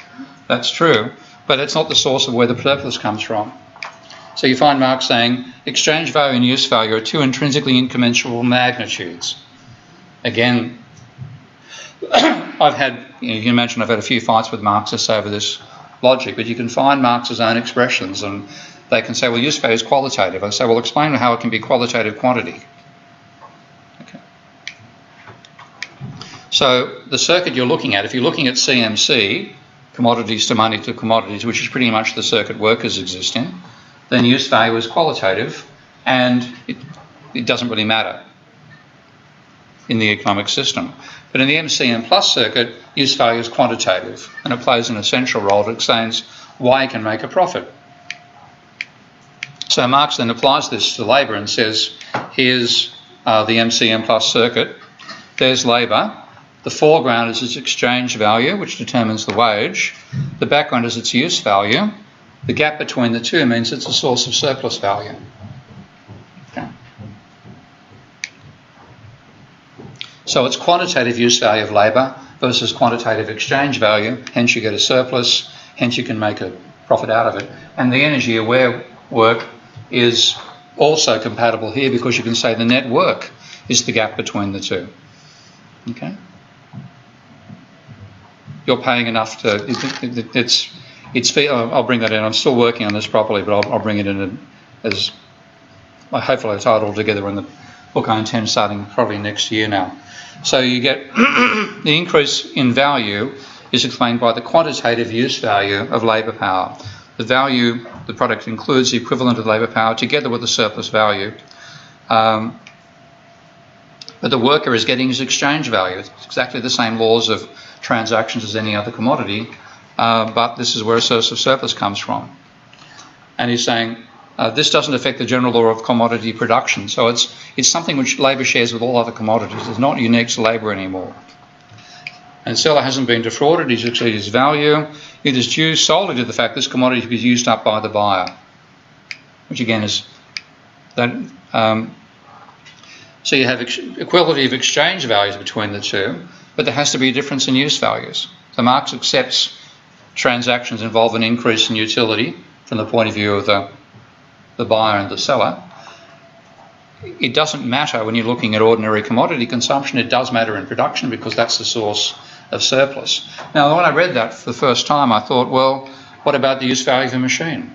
Shouldn't the use value of a machine differ from an exchange value? If the two differ, shouldn't that therefore mean that it's a source of surplus value too? So what Marx had was a whole song and dance argument, jumbling with the words now in a way which confused enough Marxists to make them believe he'd used this logic to prove that machinery adds no value. Now it's rather tedious, and I'm wondering about time here. Let's see. I'll just take you through the proper logic and I'll show you the pages you can check up that I've quoted from Marx on this particular point. But what he's saying, in terms of applying his own logic, the exchange value of a machine will also be its cost of production. The use value will also be its ability to produce commodity, the same as labour. There'll be a gap between the two. There should be surplus. It's that simple. And that contradicts the labour theory of value because it says all inputs are potential sources of surplus. And it also means that the contribution of a machine to output will exceed depreciation. Now, Marx actually realised that, and you find this is where he first woke up to a clash, and then how do I get back to my previous way of thinking? I would love to have a pulse monitor on his body to see how his pulse rose and he was sweating when he first started to realise this, because he has this little phrase in the Grundrisse where he says it has to be postulated that the use value of a machine is significantly greater than its value, i.e. its devaluation in the service of production is not proportional to its increasing effect on production. So he almost went that way. But if he did go that way, and this is where I think he stuck that real conflict that he himself spoke about with Hegel, the inappropriate application of his own concepts. If he went down this route, they would goodbye the tendency for the rate of profit to fall. Goodbye the inevitability of socialism. I think he was so wedded to those ideas that he said, effectively he did himself, how can I make this consistent with what I used to believe? So what you find him doing is an enormous amount of trying to tie these all together. Now, outside of that one hole in how he applied it, he did see this as a huge improvement in his understanding of capitalism over Ricardo. So the first step was he explained the source of surplus value, but he had to say what's the opposite of capital, and this again is in terms of how do you decide what do you put in foreground and background. So he's saying what's the opposite of capital? So the only utility which an object can have for capital is to preserve or increase it. So the whole idea of capitalism is accumulation. The only use value which can stand opposite capital is something which increases and multiplies and hence preserves it. He says the opposite can't be a particular commodity, because that would be in opposition to capital. Since the substance of capital is use value itself, it is not this commodity or that commodity, but all commodities. Now, how does he square that with labour being the only source of value? He then follows up with this line. The common substance they have is that they're all objectified labour. Now that's where the technical flaws of the transformation problem turn up as well. It's wrong. You can't reduce everything to labour. If you could, Harry Potter would be the main industrialist in the country making stuff out of magic with no capital input. Okay, there's actually a beautiful piece of work on that by an Indian economist called Arun Bose, and I've forgotten the actual title of the book, but it's I guess can't drag out at the back of my brain cells. But Bose goes through and shows you can't reduce everything to labour. Okay, using Sraffa's approach of reducing everything to dated labour, you've still got a commodity residue unless magic works. Okay? So Marx contradicts himself here but thinks he's preserved it, and then he's confident and he keeps on going forward. But what you find overall is he uses a very clear application of this use value, exchange value dialectic to virtually everything except the role of labour in production. Whenever it does, he just obfuscates and confuses and throws the words around in such a way he's finally happy with it, and he was a fancy enough writer to fool most of the Marxists who read him afterwards. So here he's saying again that surplus arises from the unique aspect of labour. If that's the initial, then he's saying it's got something which is in common with all other commodities. He starts to tie it up with the analysis of circuits of capitalism. So you have the CNC, the simple circuit, where no surplus is produced, MCM plus where surplus is produced. And in that particular point, he's saying the sole object of exchange is to get more use value for the person selling. So both parties have gained an advantage. In the circuit of capital, your sole objective is to increase exchange value, but it must occur with things of equivalent value, so use value plays an essential role. And I've got a feeling I've given you too much material already. You want to take a bit of a break? You okay to keep on going? Okay. I think, given the amount of material I've got here, I'll just leave the quotes for you to take a look at to see the material. I'll put this up. I will put this up on. I'll get over my version and put them up on Canvas. Okay. Let's see.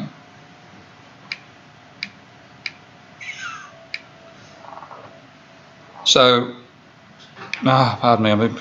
I'm suffering a bit from a bad night's sleep last night at the moment, so I'm not quite certain how to.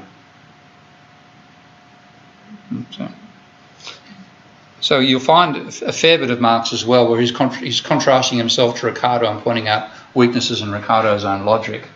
And this use value and exchange value playing an essential role in working that out. And he's saying Ricardo didn't actually understand that.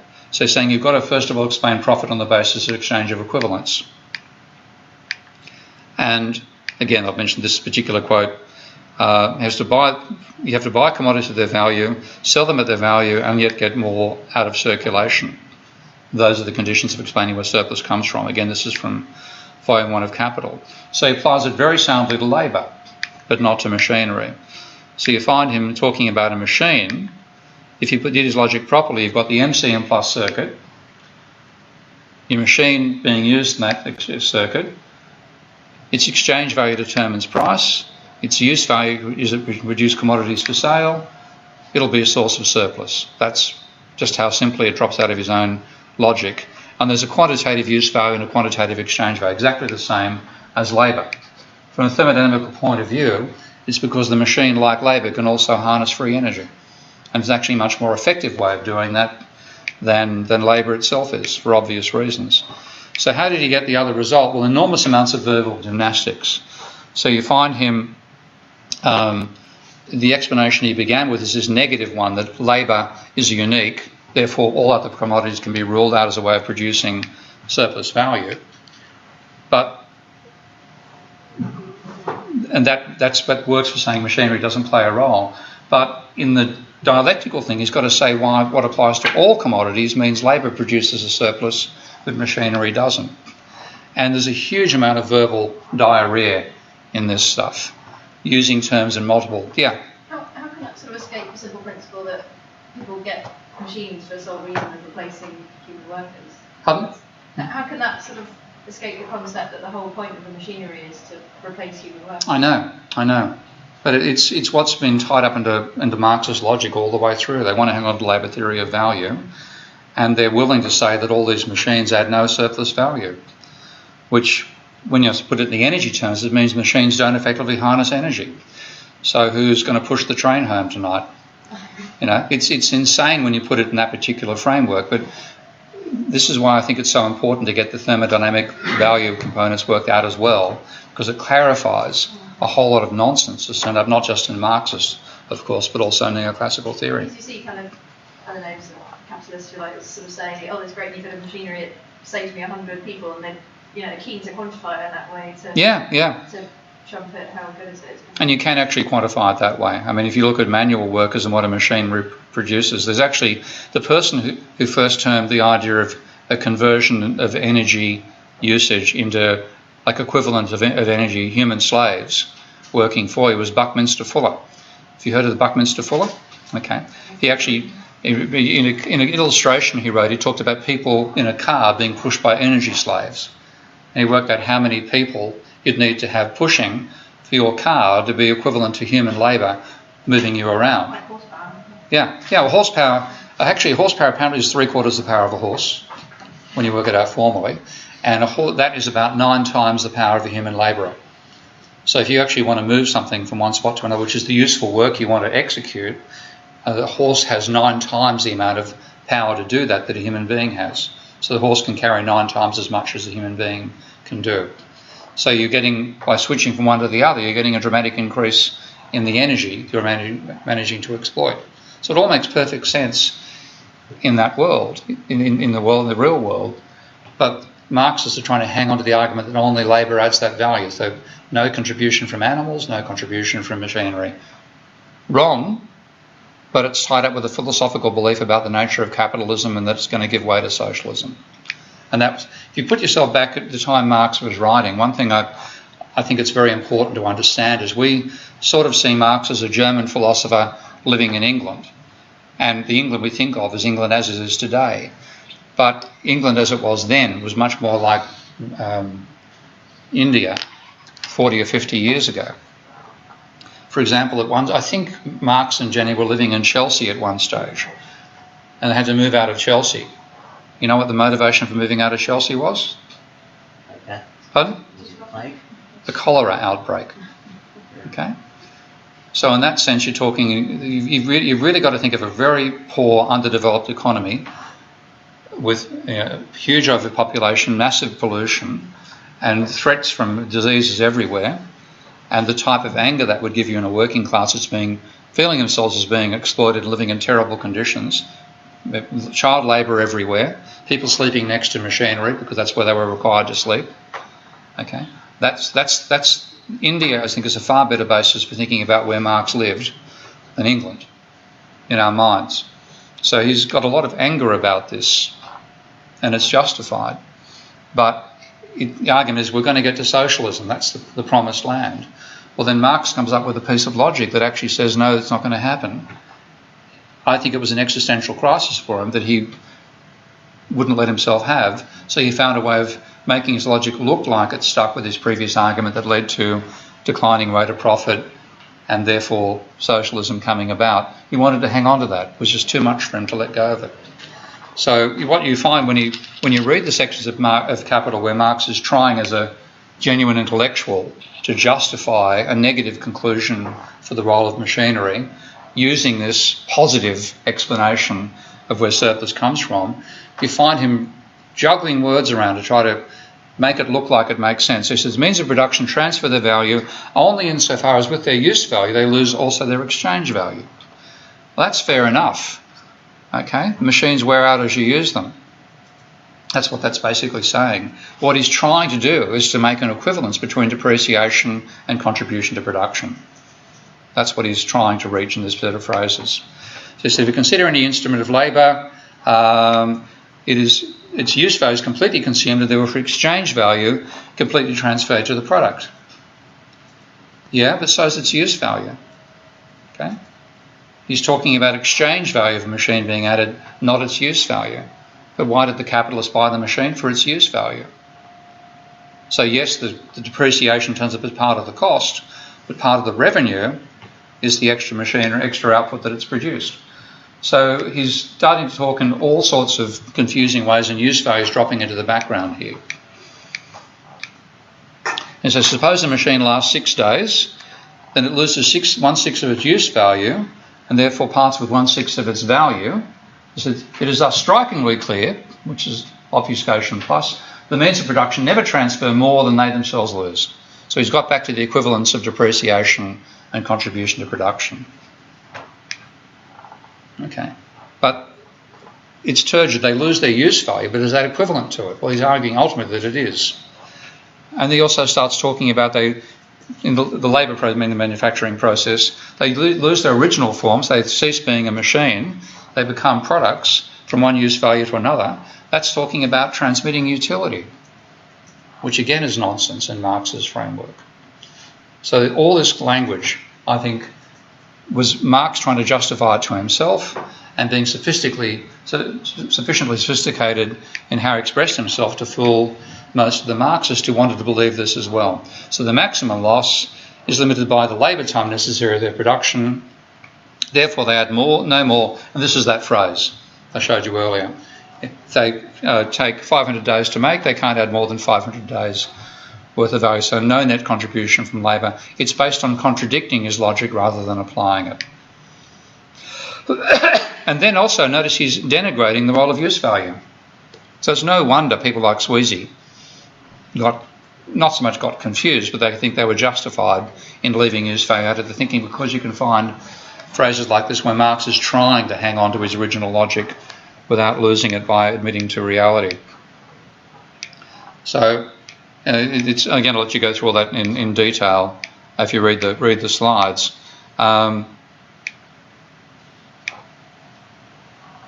So there's just a huge amount of verbal obfuscation to avoid an obvious conclusion from his own logic.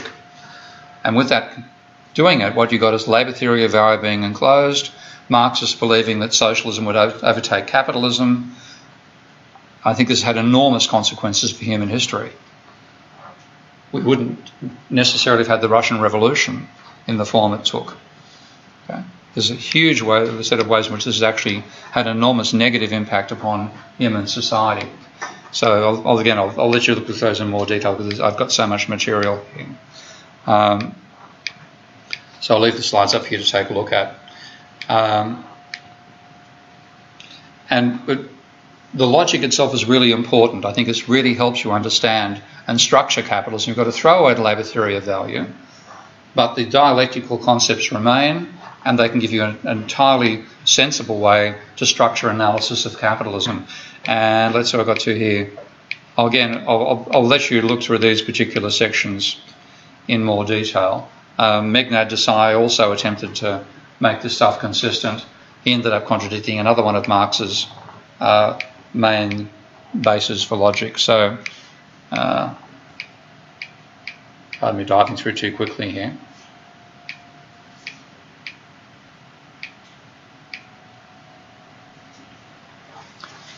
That's partly critiquing Desai, who used unequal exchange, which was a popular concept in the 60s and 70s, to explain it. Marx said you can't use unequal exchange. If you use unequal exchange, you're not using my logic. Pardon me. Okay. So I don't think the labour theory of value plays any essential role in the classical theory. Okay. It's been stuck there as a weakness of the original logic that Marx managed to transcend. But he hung on to that to hang on to the idea of the inevitability of socialism. So you have the idea of commodities exchanging at their values, exchange value being unrelated to use value, the use value being qualitative in the CMC circuit, so irrelevant to economics, and the MCM plus it's quantitative and helps create profit, so it's essential to capitalism. And it's not just labour that can do that. Any input to production can produce a surplus. I've now taken that one step further back to saying it's energy. So it's now a vision to understand the structure of capitalism, starting from how we actually produce in the first place, then how we distribute that surplus, then the financial system, and so on and so forth. Well, let's take a break at that point, because my voice is starting to fail. I don't know your brains, but my voice is... So one thing I had to work out was how do I bring the thermodynamical stuff into this dialectical framework? Can it be done? And the basic logic is yes, it can, because we wouldn't exist were it not for energy in the universe, which we simply find there. Okay? We didn't make it. It can't be made. The human society evolved because of that energy. And of course, what we're doing is you're making use of the useful part of that. We turn that energy into exergy, which is the expression for useful energy used to do useful work. Okay, so the energy that goes into your own maintenance as a human being, part of that has to be there for you to stay alive. It's the extra stuff you can do, which is the useful work. That's the exergy. Same for a machine. We necessarily generate entropy at the same time. That's the second law of thermodynamics. And what we get is the whole issue of, yes, we can produce output that way, but we also have a whole, which is sustaining our society, because we're the only society, only animal society based on the production of goods and services, in addition to what we can actually consume ourselves directly. But we necessarily, as well as making our human society sustainable, we might make the ecology unsustainable. So I think it's a very good starting point for seeing Marx's logic that way. And in fact, Marx and Engels did read some of the original work by Claudius and others on developing thermodynamics. And I've actually read this, of course, because I read everything in Marx, but I don't remember seeing this phrase until I found it mentioned by Burkett and Foster in this paper. They said, labour power, this is Marx writing in volume 1 of Capital, labour power itself is energy transferred to human organism by means of nourishing matter. So Marx himself could have done this. He just apparently went to some of the early talks by some thermodynamic researchers in London as well, so interested in a wide range of phenomena. So it was there, he could have done it, but he never put it in a systemic form because he wanted to hang on to labour theory of value. And, that was primary to Marx, unfortunately. So I could have started just with my own thermodynamical approach and gone on from there. But the reason I go into all this logic is because normally when you're a critic of neoclassical economics, then this is particularly the post-Keynesians, there's no theory of value. We're being pragmatic. We're saying this is just a more realistic, our model of production is more realistic. Marginal cost doesn't rise, it falls, constant or falling, therefore we don't have rising supply curve. You can't aggregate demand, therefore demand sets quantity. It's not the Marshallian scissors, the role of money, etc., etc. But it's rather a hodgepodge. There's no way of bringing it all together. And one of the advantages of the neoclassical framework is, even without realising, students are absorbing a theory of value when they start learning about consumers maximising utility, firms maximising profits, marginal cost and marginal utility, etc., becomes an intellectual organisation of their brain cells, to the extent to which they don't even realise that that's what dominates their thinking, in a sense of being given a paradigm. So neoclassicals often themselves aren't aware they're in a paradigm. They think they're just doing economics. The same thing that Ptolemaic astronomers wouldn't have realised they're in a paradigm. They're doing astronomy. Okay? So there's not an awareness, there's intellectual foundation. Now, I want to have a positive approach for a non-neoclassical theory. I think we desperately need a foundation for economics which is not the neoclassical utility maximising vision. It's more realistic, it's more grounded. And Marx gives us a way of structuring that. And a whole range of things come out of it which most Marxists themselves aren't aware of. So, for example, Marx's logic finds an argument that the wage should exceed subsistence, which it does by a huge magnitude in our Western society. Even though we all feel the financial pressures of life that we're under, the amount of energy you're consuming compared to the amount of energy you put into the system is far greater. The calculations that I've seen for people trying to work out what's the energy consumption of the average American worker versus the energy input that the average American worker can make is something like 11,000 watts versus 100. Okay? So we're getting, we're not even conscious of it because it's happened over time. If you could go back in time 200 years and ride your motorbike between Canterbury and London, you would be you would be using more power than the king would use to make the same journey, and of course do it faster. Okay? So we've had this enormous transformation in the effective wealth in terms of the energy consumption we all enjoy, but because we're sort of stuck in a point in time, we don't actually consciously realise that. So a lot of this stuff can come out of Marx as well, using this logic. And one of them is the wage exceeding subsistence. Is actually in Marx's own verbal logic. Again, Marx has missed this because they're used to seeing Marx talking about effectively exploitation of labour, and they think therefore what workers are getting a subsistence wage. No, Marx said the wage is never as low as subsistence, which is actually correct empirically as well as logically in terms of thermodynamics. And we have subjective pricing of money, capital assets and new commodities, which is different to the objective pricing of existing commodities. So these things pop out quite logically. So you get an idea of a whole range of interacting price levels coming out of this vision. And a lot of them are in Marx, but I'll start with wages because, again, you'll find a lot of writing of Marx as saying, well, the wage is a subsistence wage. In fact, Marx consistently said that the value of labour power is the minimum wage. Therefore, workers are normally going to get more than subsistence. There's 7 occasions on which Marx actually discussed wages and value of labour power in the same sentence or paragraph. Only 7. Every last one of them, he talked about the value of labour, i.e. the minimum wage. So saying, and this is explaining why in volume 1, he talked about workers receiving the value, the minimum of wages.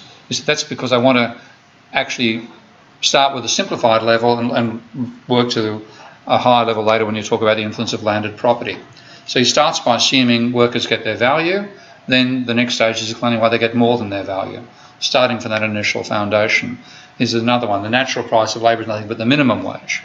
This is 1846, before Grundrisse. 1861, this is after the Grundrisse, equal to the minimum of wages. The minimum wage alias the value of labour power. So Marx was quite happy to say the wage exceeds subsistence. Well, there's a further dialectic. How do you explain that? Another dialectic, because the worker is both a commodity, labour power, and a non-commodity, a person. Capitalism focuses upon the labour power side and pushes the non-commodity aspects into the background. And if that actually happened in toto, you'd only get a pure subsistence wage. But as a non-commodity, you demand a share in the surplus, and you get a tension between the two, which gives you a struggle over the minimum wage, social wage, people talking about a universal basic income, etc., etc. And that will mean normally, this tension will mean the wage is above subsistence. And therefore you get income distribution dynamics as a natural part of capitalism. And putting it again in that dialectical framework, you have capitalist society, labour's your unity you're looking at, The foreground is you get paid a subsistence wage. The background is you're not just a commodity. You demand a share in the surplus. The tension between the two means the value of labour will be the minimum wage, and you'll have struggle over the distribution of income. And that makes sense of Marx's discussion of the same in chapter 25 of volume 1 of Capital. So you get workers receiving more than the value of labour power, and you get income distribution coming out of it. And econophysicists, curiously, discovered this by accident themselves with the research paper back in 2003. So I got sent this paper to referee. And back in the days when I did refereeing, I actually had enough spare time to referee papers. I don't anymore, and I piss off people for never applying to request to referee papers. But what they argued in this paper was that they needed a non-equilibrium model to explain the distribution of wealth. It had two parts to it. One was wealth generated by ownership of assets. The other was income generated by assets versus income generated by trade. And the only way they could fit the data was to presume income generated by trade was biased in favour of the poor. Okay? Now, most Marxists, most people would think trade to be biased in favour of the rich. But no, when they analysed it, the poor had to be getting back more than they were putting in for the bargain, which makes sense again in this energy analysis I've shown you beforehand. I think I cover this in a bit of detail. So what these physicists were doing was trying to reproduce the distribution of wealth they found empirically with a model in which there are only two ways to make wealth. You either had investments which returned you an income, that's capitalists, or you traded, and that fundamentally involves workers and the wage.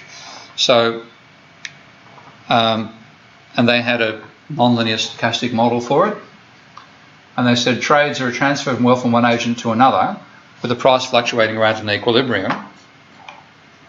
Or you may have a movement between the two where, of course, the trade can't exceed the wealth of the poorer of the two. You can't lose all the wealth you've got in a trade. So there's a floor for what the poor can afford to give away in transaction. But they said the price is socially determined in such a way that the trade is statistically biased in favour of the poorer trader. At the overall, when we're talking at the level of a national economy, the main trade we're talking about is labour for wages. So what they're saying is here, where wages exceed the value they put in. And this is an empirical piece of data. Now, as a referee, I pointed out, first of all, I've got to say I was surprised myself when I saw it. Because the basic explanation, workers are ripped off by capitalism, that sort of explanation. And then I saw the thing, I said, that's unusual. I said, of course, this makes sense from Marx's own logic. Because he said wages will exceed the value of labour power. So there should be a bias in favour, because they don't just receive subsistence, the price should normally exceed the value of the wage. And that's what they found empirically. And then you find the same thing turning up in Marx, because this particular chapter in 25, argument in chapter 25 of volume 1 of Capital, was the basis for Richard Goodwin's trade cycle model, which I then used as a foundation for my model of Minsky. So Marx is suddenly out of the blue writing about cycles. Normally in Capital he assumes that the value of labour power is the subsistence wage.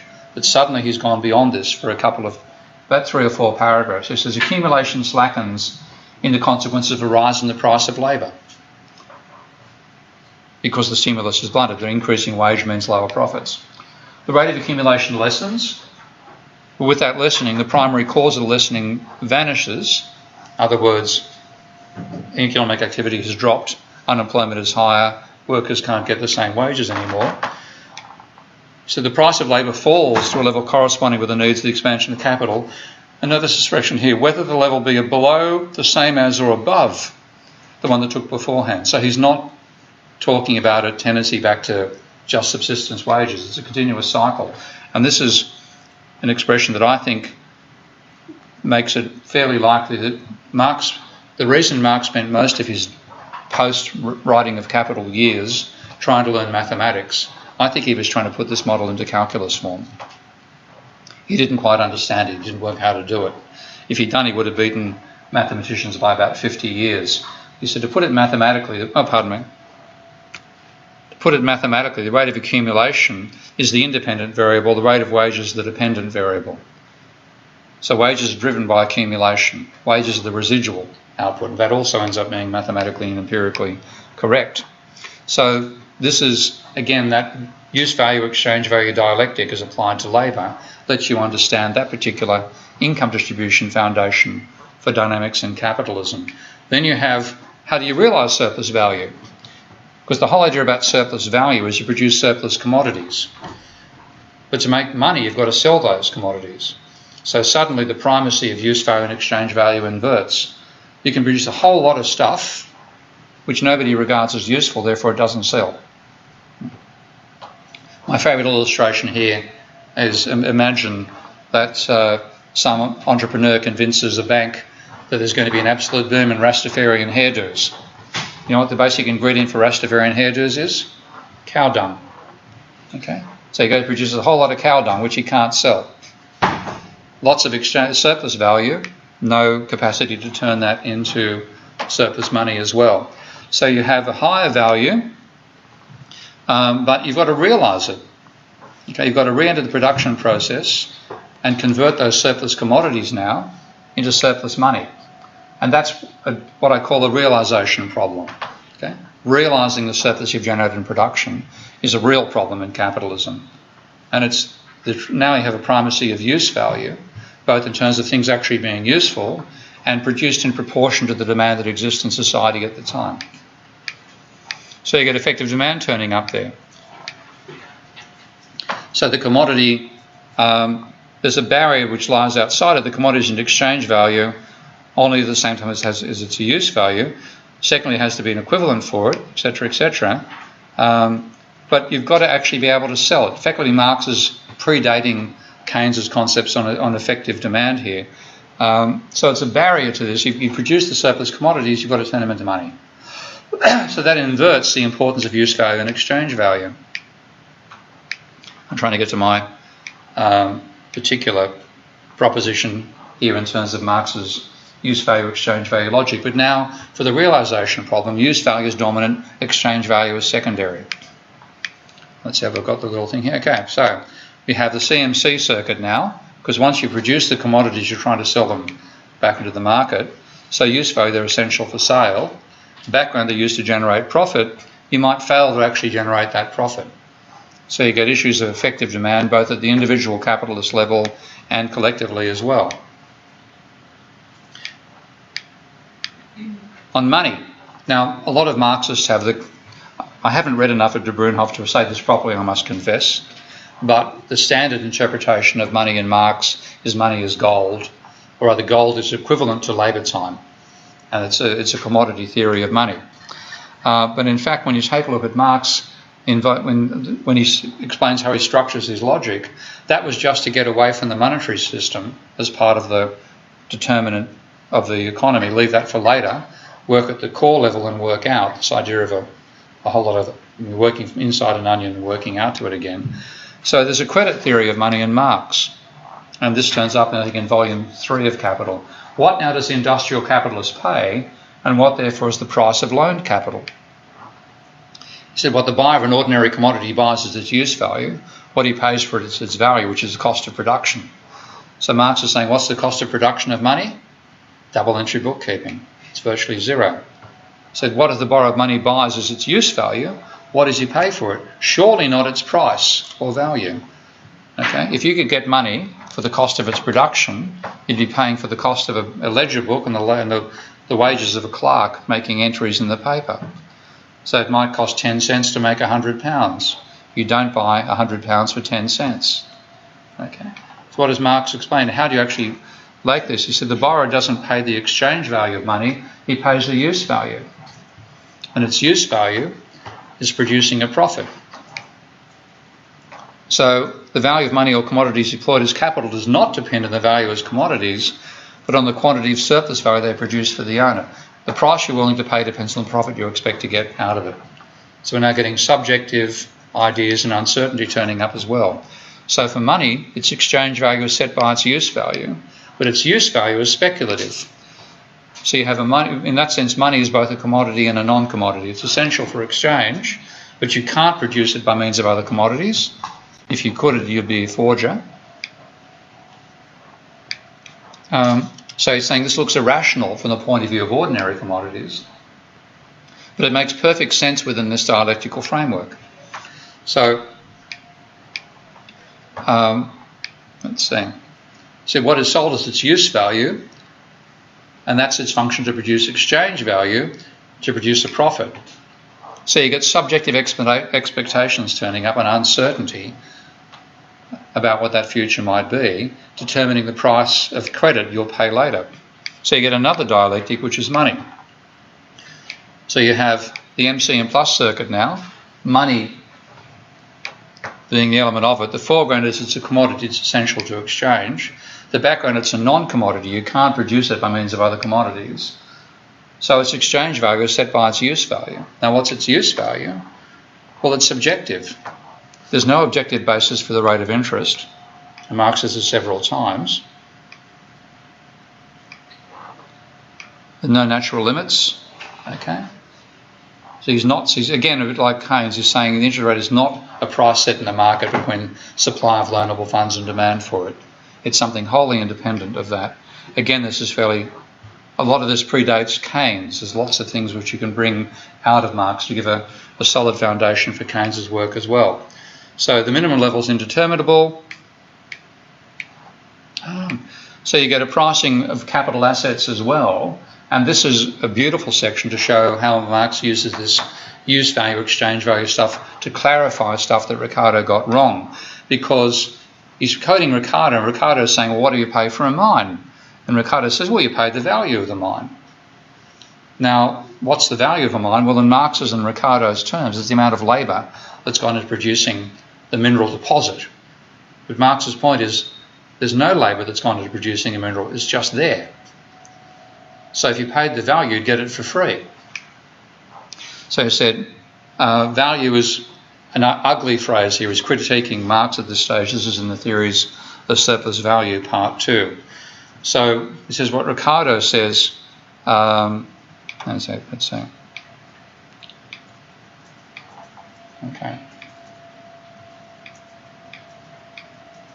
Okay, so Ricardo never uses the word value for utility. So he's saying when Ricardo, yeah.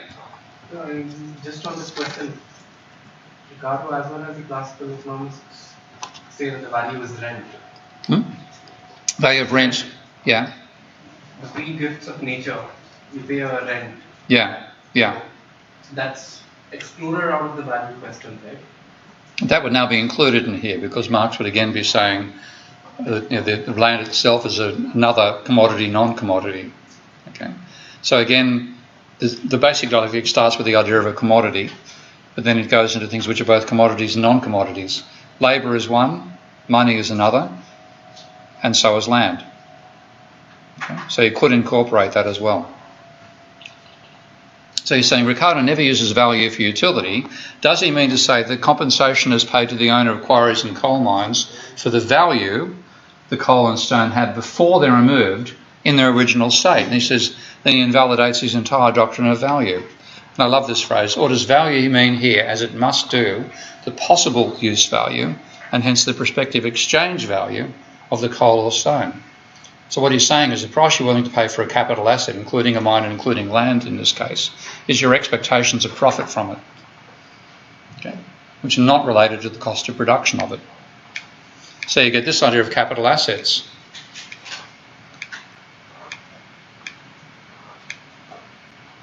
And you start getting multiple price levels, turning with Marx's logic. The dialectic of the commodity gives the existence of surplus, and commodities are exchanging at their value. Dialectic of labour means the wage is above the value of labour power. Dialectic of money and capital means that the exchange value is set by the expected use value. So you've got at least 3 interacting price levels turning up there. And you can also look at new commodities as well. Because when you're talking about a commodity, you're talking about something which is produced for sale and is used in production of other commodities as well. That's, to me, the definition of a commodity. It must be produced by other commodities and used to produce other commodities. There's 2 roles. what Ricardo said is, well, there are some things which aren't commodities. For example, rare statues, wines, etc., etc. The value of those is wholly independent of the amount of labour that goes into them. You don't pay for a Picasso for the labour time Picasso put to make a painting and the amount of paint inside that you're paying for the uniqueness of the product. It's outside the overall pricing system. So there are some things which are priced in a subjective way, but they're not the massive commodities. Neoclassicals make everything like Picasso's.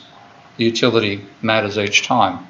And the utility of both the buyer and the seller matter in the mainstream theory. What Marx is saying here, effectively, if you have a new product turning up, it's a non-commodity.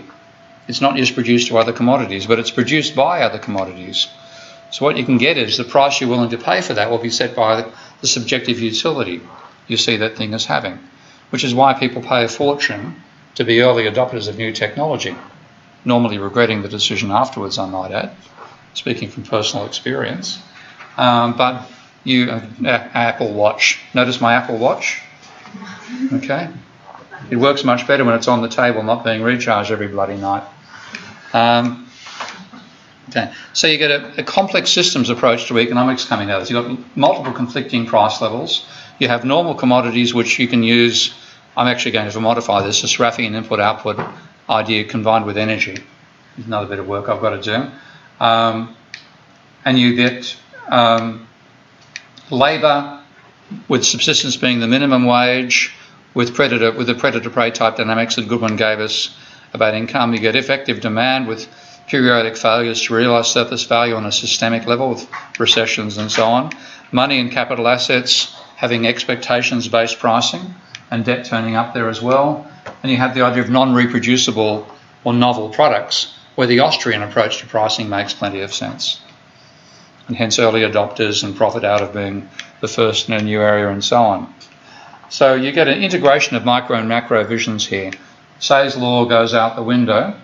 Money and debt become essential to capitalism. And you get a dynamic vision because this tension, this conflict between price levels, the conflict that actually gives you surplus in the first place, we're not talking equilibrium here. We're talking things which motivate a process of change. And again, that's very much something you can see in Hegel as well. So you got what I see as a foundation for a non-neoclassical economics. And putting it together, you start with an objective value theory. You start with value being extracting the exergy out of energy, producing the entropy as well, but you've extracted that surplus to begin with. You get profits because of the gap between use value and exchange value. You get income distribution because of the labour, the commodity, non-commodity aspects of labour, which is the beginning of an inversion of subjective and objective levels. You get effective demand crises, subjective valuation taking prominence over the objective cost of production now. You get the money dynamics turning up as well. You get new products. It's a very rich vision, I think, a way of structuring how you analyse capitalism overall, which is a far better framework than the neoclassicals have, which is static equilibrium, etc., etc. So you start from the energy perspective, you get to the idea of society with this foreground and background tension, you apply it to work out the commodities, the role of commodity, how commodities are priced. You can then explain the sources of surplus value, which is multiple, not just labour, as Marx tried to argue. Income distribution turns up because workers will be struggling over being treated as a commodity versus being in reality a non-commodity. You get effective demand turning up. You get money in the banking system. You're paying on expectations, a subjective pricing for money and for capital. And you have the tension in new products, meaning you have innovation and pricing of new goods, which is based on subjective valuation, not based on the cost of production. So that's the works. Okay. I'll stop there and